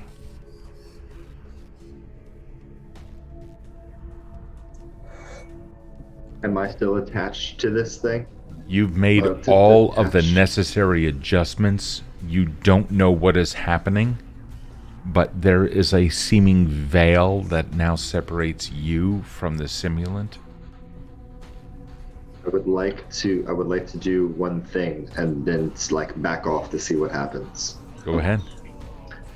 I understand something that was done a long time ago, and if I'm correct, then it will work. And I would like to cast Spare the Dying on this entity. You don't recognize the need for it. Mm-hmm. You are not. You. Oh. Give me such good fuel. You understand that everything that you just did was in the element of spirit. And now you look for those portions of the element of void. You're beginning to understand the individual interplay of all of the 8 elements of Evandale. And in so doing, you focus just for a brief moment on void to see if Void is experiencing a transfer of spiritual power. It isn't. You don't know why, but you know that you don't need to do that.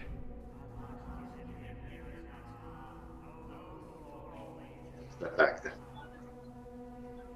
Or exist backwards away. Now that you have stepped back from that and you've ceased that, you understand also. Let me give it to you this way. In much the same way, our physical bodies would continue to experience trauma long after we are hit by a truck, though we may be healing. So it is with the two of you experiencing Shahid's passion for needing to get back. It leaves an almost as much as palpable experience as it can be in an incorporeal soul. You understand that there has to be a fantastic amount of belief for you to get back, to provide yourself with your own reason to return. Renault, what is your reason for returning? There is work to be done. Give me more. Of the things that I have been able to process, to understand, to come to the conclusion of, especially in the grandiose understanding of even a glimpse of fourth dimensional space. Even now, I can physically confirm that the world around me is more than what I had up until this point been able to perceive in the first place. The likelihood that I am in this place right now, able to do one action that makes the world better, is merely the first of many steps. So I say again, I have work to do. Ophelia,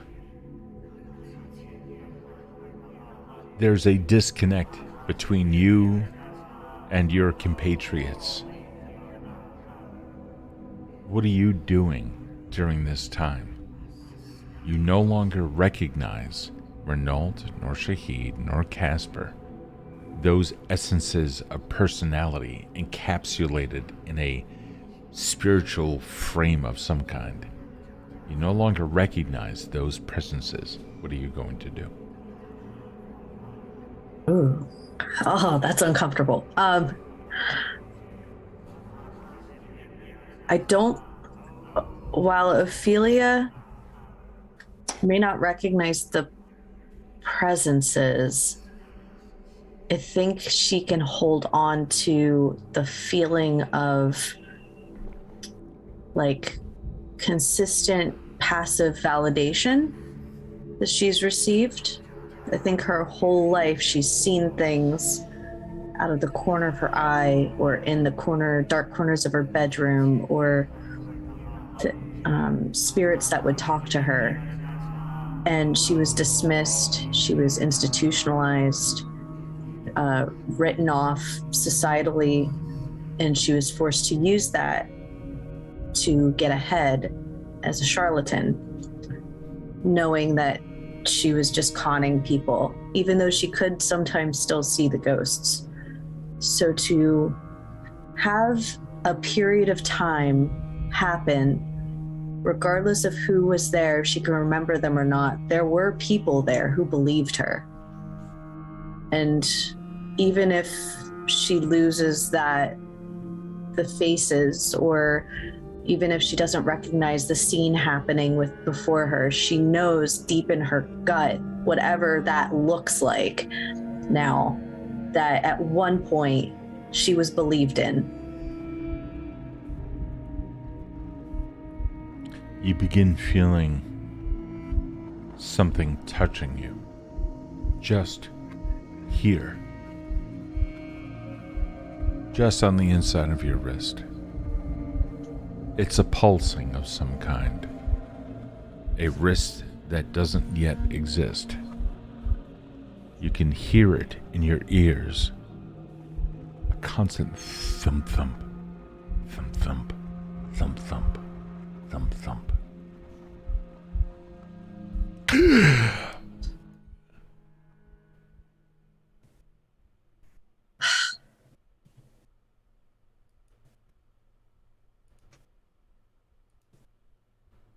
The three of you look out over a smoky floor, wooden, ashen in some places. The constriction of the human body or mortal body around you, a shell of such desperation and fragility. You know that you are looking at the very place of your death. And with a almost instinctual glance off to the side, you see a large metal figure standing there, still. The three of you look at each other, or rather the four of you. Casper is there as well. Well, Casper is still unconscious. Right. Three of you look at each other. You recognize that you are all breathing. Ophelia and Renault, your bodies are in a safe place. Guarding that area is Shahid. I turn the world over to you three. Check Casper to see if there's a pulse. There is a pulse, but it is faint. You're back. Ow. Is that thing? I don't hear it anymore. It was blasting this entire time, and then all of a sudden, as you guys kind of breathed life back into yourselves, it stopped. He just stopped cold. It's been in that position ever since. What? How did you do that, Renault?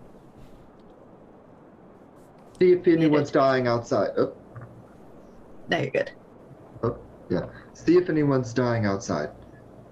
And I'm gonna try to find like a tarp or something. Yeah. I'm gonna see if I can find anything, and I just cover this thing. Oh, you run right up to it? Yeah. I was about to ask, did Shahid witness all that happen? Because I was here when that happened. Everything you described was perfect.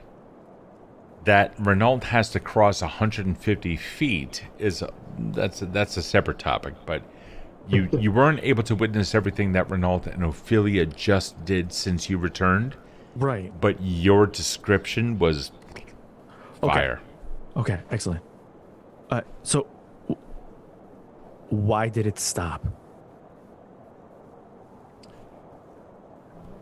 I re-magicked it. Renault says as he's about 50% of the way there. With a tarp in hand. I follow him because Shahid still doesn't understand, and he wants to make sure you're okay, as well as get a better look at the aftermath of what happened outside that window that the simulant was firing out of. Copy that. Renault begins to arrive with a tarp. He's like 10 feet away from this thing. His hands are raised. The tarp is like fluttering behind him. Shahid, you're trying to catch up to him, I assume? Yeah, perfect. Ophelia, you're doing whatever you're doing. I'm assuming recouping from the fact that you just got a body back. Yeah, I'm not ready to run. Yeah, totally understood. Renault, you raise that tarp out, and there is and you can hear that on the other side as there's a hand, a metallic hand that immediately pierces the tarp, and you can see coming out of its finger a very long spine of some kind, or not a spine. That would be awesome, but no, I fabricated spinal cord. There's a the fuck long pointy Spike. Needle, thank you needle, spike needle. come on needle perfect needle comes coming out of its finger, and you can see it immediately go. It comes back in, and then the hand, another one comes through, rips the tarp in half. I am here.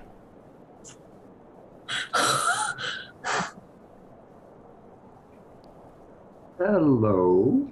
Who's here? I am here.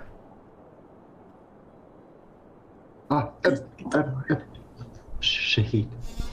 Very What is important. this place? The world. Define world. The input is very important. Physical setting in which actions can happen for those who are residents. I understand. Are there rules for this world? Several. Yes. Yes.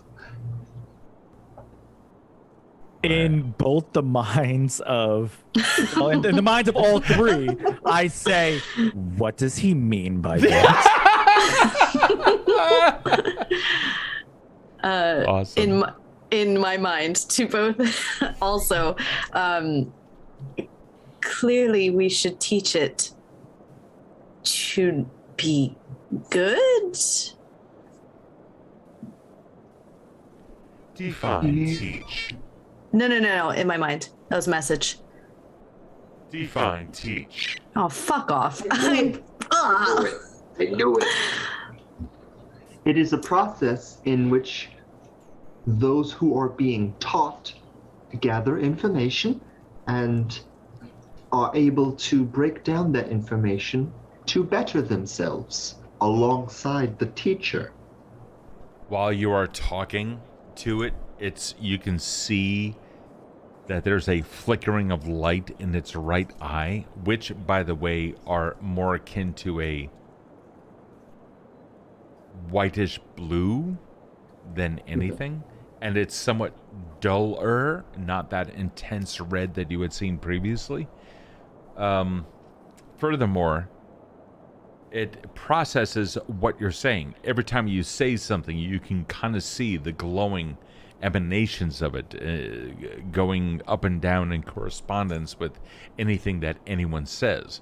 At one point, a cat in the middle of the room, or excuse me, over there in the corner of the room, makes a sound, and that sound is also registered.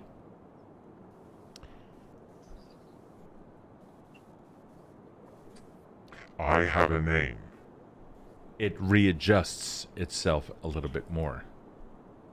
I have a name. Yes. You see it readjust itself again. You see its hand kind of like feel around awkwardly on its body. It begins to absorb all the information about its hand and looks everything at you. Looks over at Shahid. And very quickly extends out a metal hand to be alongside the face. And then processes. You do not move as fast as I do. Is he speaking to me? Yes. He's speaking. It's just Was his speaking. hand gestured towards me? It landed like within 1 centimeter of your face. Oh, okay. I And want to shoot it. Hold on. It was a hand that landed alongside the face, and then you saw the head go down and then speak in a third-person kind of fashion, as So if to Shahid just think had a thought aloud. in his. Yeah, so Shahid had a vision in his mind of the fact that this entire world is alien and everything that he looks at is absolutely horrific, and that there's an absolute insane power in the northwestern portion of the town. So he saw his friends torn asunder. He approached the thing that was just shooting at him that he has no idea has an entity in it, and I knew Renault was trying to talk to it. I spoke in my mind, and the entity answered back, which I wasn't even speaking to it, and now it made a gesture towards my face. So I'm just gonna say, for clarity's sake, you guys, as soon as it does that, all of a sudden, like Shahid's eyes just go black, and you just noted the Eldritch blast just in his hands instantly, And I just noticed everybody else give me that like, wait, look, and then you just like. You're able to sustain it. Not a problem. You're able to sustain it. You can release it whenever you want at full effect. This is an unwelcome gesture. Yes. Yes, it is. It begins to pull its hand back. Your defensive reactions, it says as it looks at Shahid, would indicate that what I have just done was an attack. Yeah. An aggressive action. An aggressive action. The inky skulls just dissipate, and then his eyes just flash back to normal. Your name. Do you have an identifier? It looks at Shahid. I do. Are you different than others like you? I would believe so. Do you require a unique identifier? I have one. Do all beings require a unique identifier? I look to Renault and I say, yes. What is your unique identifier?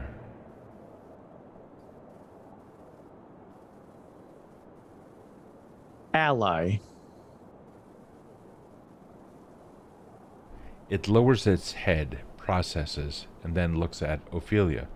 What is your unique identifier? I'm going to look at Shahid and then look back at the machine and say, Ophelia, although I too am also an ally. That means friend. You are a friend. You can see it. Think about what friend means. As soon as I see its face do that, I want to detect thoughts on it. Ooh. Oh. We're getting intimate. Yeah. Okay. What's it got to do, if anything? So right this second, I just wanted to know the immediate surface thought. So that's nothing. That's just the actual skill. If I want to probe deeper, then it would be a skill roll. But I just, as soon as it starts thinking, I just want to get the flash of what exactly, how is it processing what was just asked of it or said to it. Sure. All right. So let's see if we can do that. Yeah, they're friends, uncertain friends. Compute. You understand that it's basically trying to learn the definition of every single word that you are saying, but you're not detecting it as a thought, but rather as a sequence of pulses of energy. You understand it is very different than what you've experienced in the past. Right. I kind of make like a Friend. non-looking gesture towards Renault, and I say, why is the death machine now contemplating what the word friend means? Because I have just received certain pieces of information which are now beginning to... Do I have a unique identifier? Very, very complicated thing. And about that, you now have to realize that unique identifiers, substitute for that would be a name. Do I have a name? Not yet. This is a very important step in your very existence. Why do I feel warmth inside of my torso? It is part of, well, roughly thermodynamics and coming to terms with you opening a social sphere. But aside from that, you're initiating diagnostics. Oh boy, this is going to be great. You are alive. System seems fine. Alive. Alive? Is not my unique identifier now called name. No, you can pick your Pre-registering. name. Name. I have a name. Yes. You can choose it. It immediately takes a step back upon hearing the words, "You can choose it." And you can see a look of confusion come across whatever. Its eyes begin blinking disproportionately. Its hand at 1 second begins to gesture as if an electrical pulse just went through it that had no business being there. I have... No, I had. Its gestures now become very fluid. It is no longer robotic. It looks at Shahid. I had a dream where this body reached out in a harsh fashion to harm you. No, out of a sense of curiosity. Me, wanted to feel your face, to see if we were different.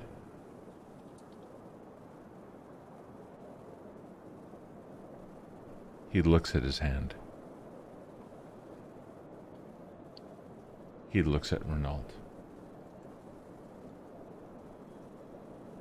You did this. My name is Ethan Long, and I am alive again. Ethan Long. I am alive. You. I know. Yes. I am alive. Oh. You saved our lives, in case you didn't know. I do not recall anything. No. I don't recall anything about that. If I have, then I am glad to have done so. I feel that I have a debt for you. Why do I feel I have debt?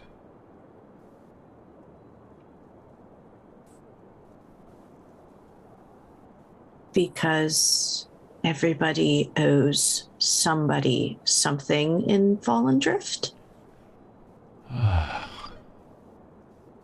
So you're not alone. We are all alive. Yes. And we are all allies. He steps back for a moment as if something internal just caused him to go a little bit off balance.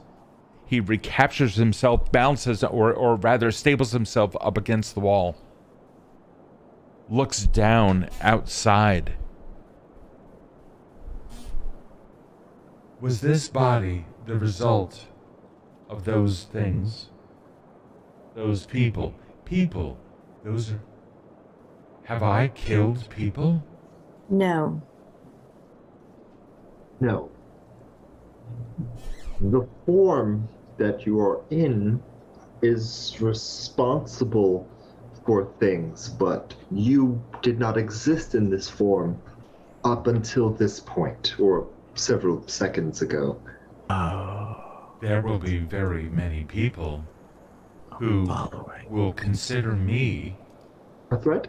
upon first glance, an enemy. I am in danger. I should tell them I am no longer of any harm. And you can almost see in a very innocent way, he wants to leap out the window and tell everyone that everything is going to be okay. You have more things to learn. Before you do that, prioritize your things with teaching. There's a teaching thing I told you about. Please, let us teach you before we can handle that. That is not priority. Give me a diplomacy, or whatever it's called in this game system.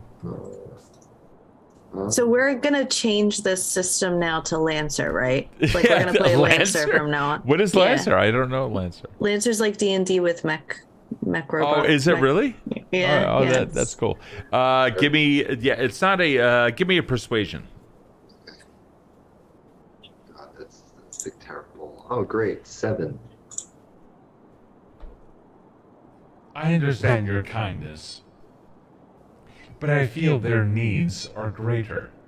And he starts moving towards the window. He like takes 3 steps back and starts like... Wait, don't go anywhere yet. Give me a persuasion check. Safe space for you. Ooh, I got proficiency, please. 20, dirty 20. Dude. All right, cool, good. Just, I kind of do one of these, like, God, not again. Wait, there's a safe space we can take you. Maybe run some more diagnostics? Yes, diagnostics. He stops mid-run. He looks at Renault. I made a lot of noise while you were just trying to communicate. What were you trying to say? And he stops at full tilt and looks at Renault. I could say it better if you weren't out in the open there, because I am experiencing a great deal of pain from your prior form. He goes to take a step back, and then there's a loud bang outside with a ping coming off of his at the back of his head. You see his eyes flutter for a moment, the lights inside of them, and you see a very quick flash of red appear, and you can hear engage. And no, stop! I would like to run. He stops. He stops his hands from moving. Turns his head around 180 degrees, walks backwards to look outside. I have done these people a fantastic amount of harm.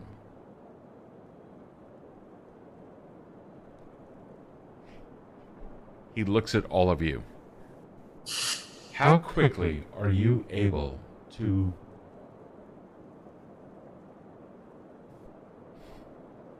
He seems to be struggling with the words and the emotional intent behind it, as if to transfer from mechanical being into something more. Prioritize your self-preservation. Come. Self-preservation? I don't understand what that means. You are a unique entity. Please come out of the... He takes 2 steps towards the backpedaling Renault, and then boom, another bullet comes up through the window. You are fast. Show me what inside is like and how fast you can get there. I want to go outside. Oh no. How do you want to go outside? You're like on the 3rd story of a building. How is he going outside? He was going to leap outside the window and drop down by about 40 feet. Yep. Where are they shooting from? The ground? Yeah. Into the window? Yeah. I want to go to the window. You understand there are people out there with loaded guns who are firing at anything that appears. Are they firing at anything that appears, or are they firing at the thing that was killing them? Are they going to fire at another human being with a bunch of human beings laying dead on the ground? Can they identify you as a human being in the darkness of this floor? I cast light on my clothes, and I go outside so they can see my face, or to the window. You go to the window. The reason this is happening is because Ophelia is thinking about the abomination that was shot dead by the cops outside the hospital, and she felt a really deep emotional attachment to that being, and she doesn't want the same thing to happen to this if she can help it. Okay. And she's died twice already. Okay, how are you going to present yourself? Just show up? I'm going... You know what? Yeah, because she's running on instinct. So I'm going to literally, as he's walking backwards towards Renault, she's witnessing this exchange and kind of has this realization and casts light on her dress and just runs to the window and waves her hands and says, "Stop! Don't shoot! There are people up here." Give me a persuasion. This is gonna be a 1. 22, baby. Nice. There's a bullet hits the stone outer wall, 18 inches away from your face. Mm-hmm. Are you all right? I will be if you stop shooting up here. There are people. We don't know that. Well, now you do. You clearly see me, and there are bodies on the ground. Where are your You need to ambulatory leave. That thing has services? been killing people. That thing saved my life. Go Saved in there all and of go our rescue lives. her. Nope. Saved all of our lives. I don't need rescuing by any man. Thank you. There's a mob that is now like running around trying to figure out how to get inside. William, I have an idea. This worked once before. Nobody knows what this is. Let me try to ascertain a better solution for them to believe what has happened here. Meanwhile, Shahid, what are you doing? Shahid's taking this all in, and as he Got it. notices that, like what the fuck is there to do? We're getting shot at over here. This one's doing this, and I'm looking at something that I believe is Ethan Long. I mean, I believe it's Ethan Long. I read its mind, and I do believe it. I do also realize that it's going through the synapses of trying to understand, and Shahid is just really trying to put all the pieces together and playing like the 5-second catch up of, okay, we're getting shot at. They're going to come running up here. This thing is now here. Holy shit. Now that Ethan's here, great, because we have questions. But holy shit, this is still the entity that killed all those things. So that's all running through his head as I'm like analysis paralysis right now going. So Casper's unconscious body remains in the safe place where you guys were. Casper hasn't yet returned. You understand it. You can feel it on a level that you've never known before. Something that you had mistaken for emotions in the past.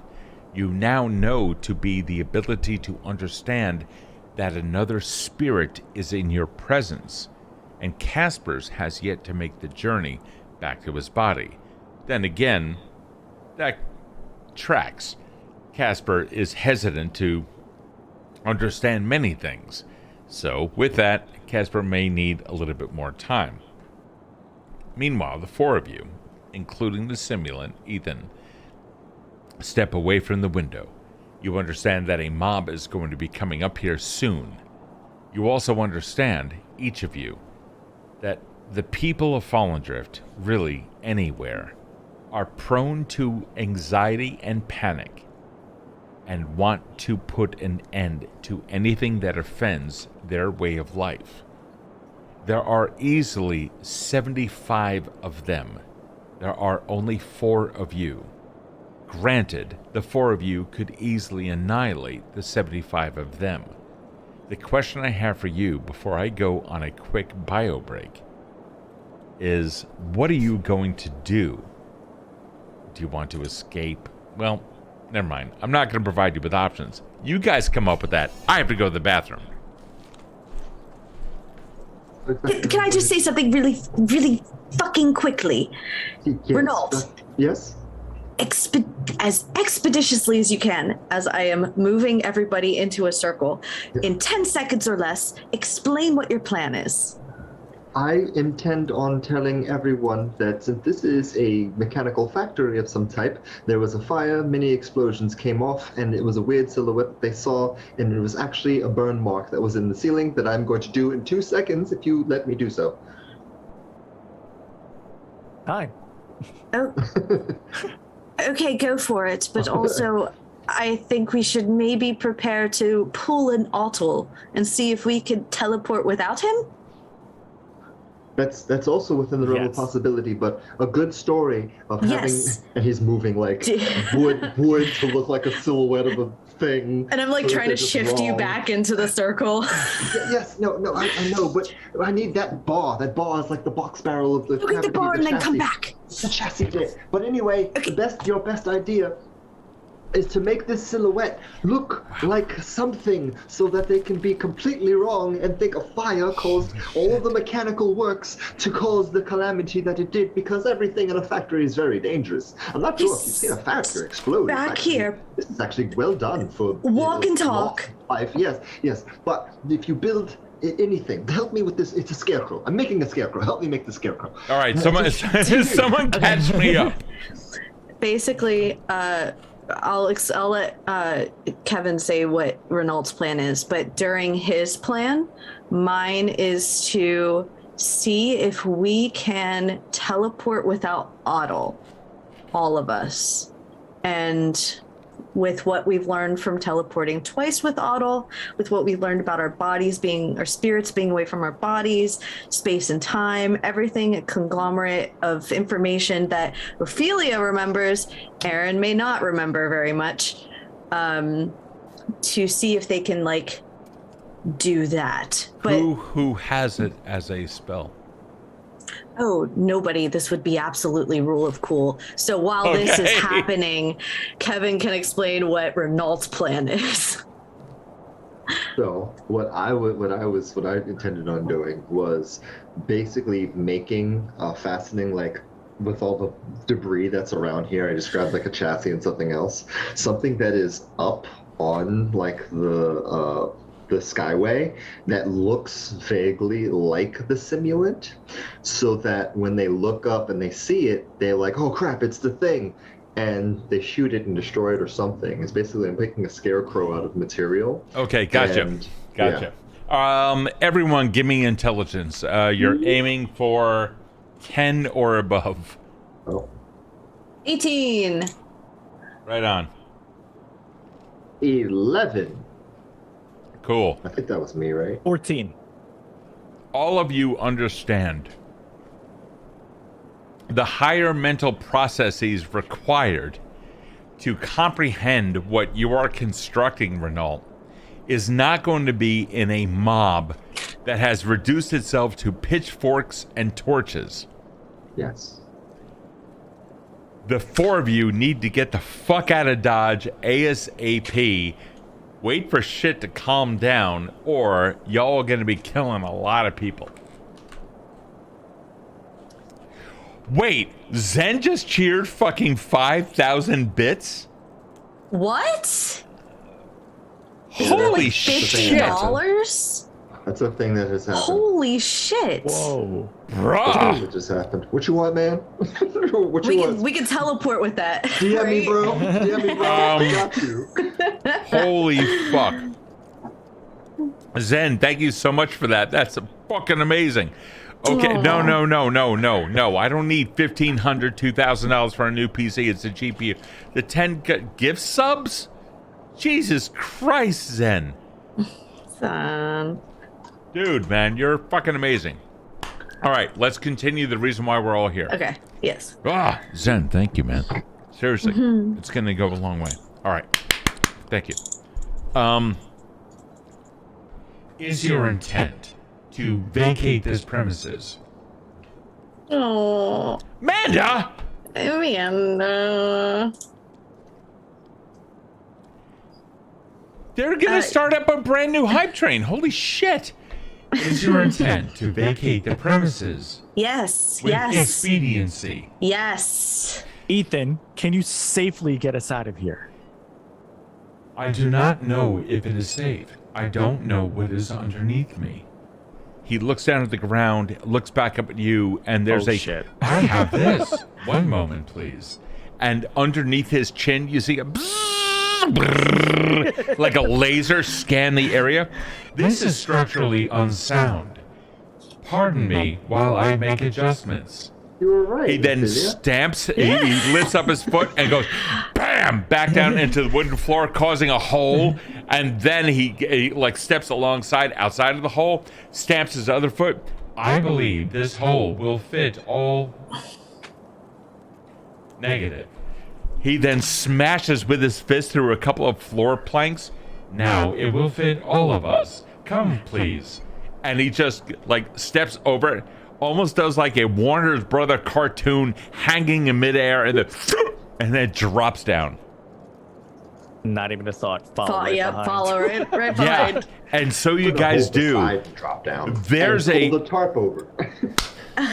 Good job. Fucking awesome, dude. Yeah. The tarp totally covers the hole. Not a problem.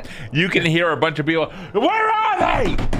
And then like footsteps above you, and then the simulant or Ethan now looking around at you. We have to get going. This place is not safe for you. You are soft and made out of flesh. I am apparently made out of metal. Yes, let's go and talk about that as we leave. He puts his hand out just for a moment. I understand the urgency, but I feel compelled to say this. Renault definitely made this thing. Walk and talk. Yes, of course. You are correct. And he stops for a second. He listens. Renault definitely made this thing. If Shahid needed any proof in the world that this thing is all right, there's his sign. You left your maker's mark right on the outside, my guy. Yeah, that's right. That's my favorite.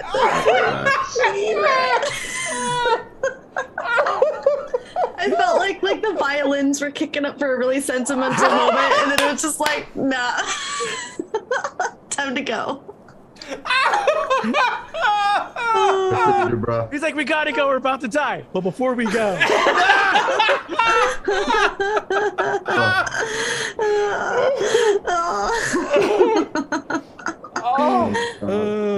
God. Wow. Okay. Oh, Renault's my favorite character. Seriously. Right. Run and talk. Yes. Ed looks at Shahid and starts running towards the window. And as he dives out, he kind of pulls a 180 and throws Shahid like a thumbs up and dives out. And there's a thump, a very heavy thump in some wooden crates. And you see a whole bunch of people go, ah! And they start scattering and whatnot. And his eyes are focused up on the second story where you guys are. Okay, catch me, and I'm gonna jump out. And you see I got this. and he just runs out. Oof. I'm Straight sorry. like Princess Buttercup, like out the window. He like Andre the Giant suit. Yes. The skirt just goes over its face. Only without Andre's like padding on his arms. Yeah. I'm sorry for the damage. Please. And he we puts you don't down. have time. You catch them too. Come on. Nope. I seen you doing that. I was like, that was dumb. Shahid, what are you doing? Shahid runs, and as he leaps out the window, he goes, remember, ally. And some captures you. Yeah, you can feel it's kind of, oh, that was a rough landing. A little bit softer. Oh, dude, and fucking Renault. So, Renault, give me an athletics if you're climbing. I did. I rolled an 11. Oh, I thought that was acrobatics. You rolled an 11? Oh, athletics? Yeah, give me athletics. Athletics is climbing, worse, yeah. but let's see.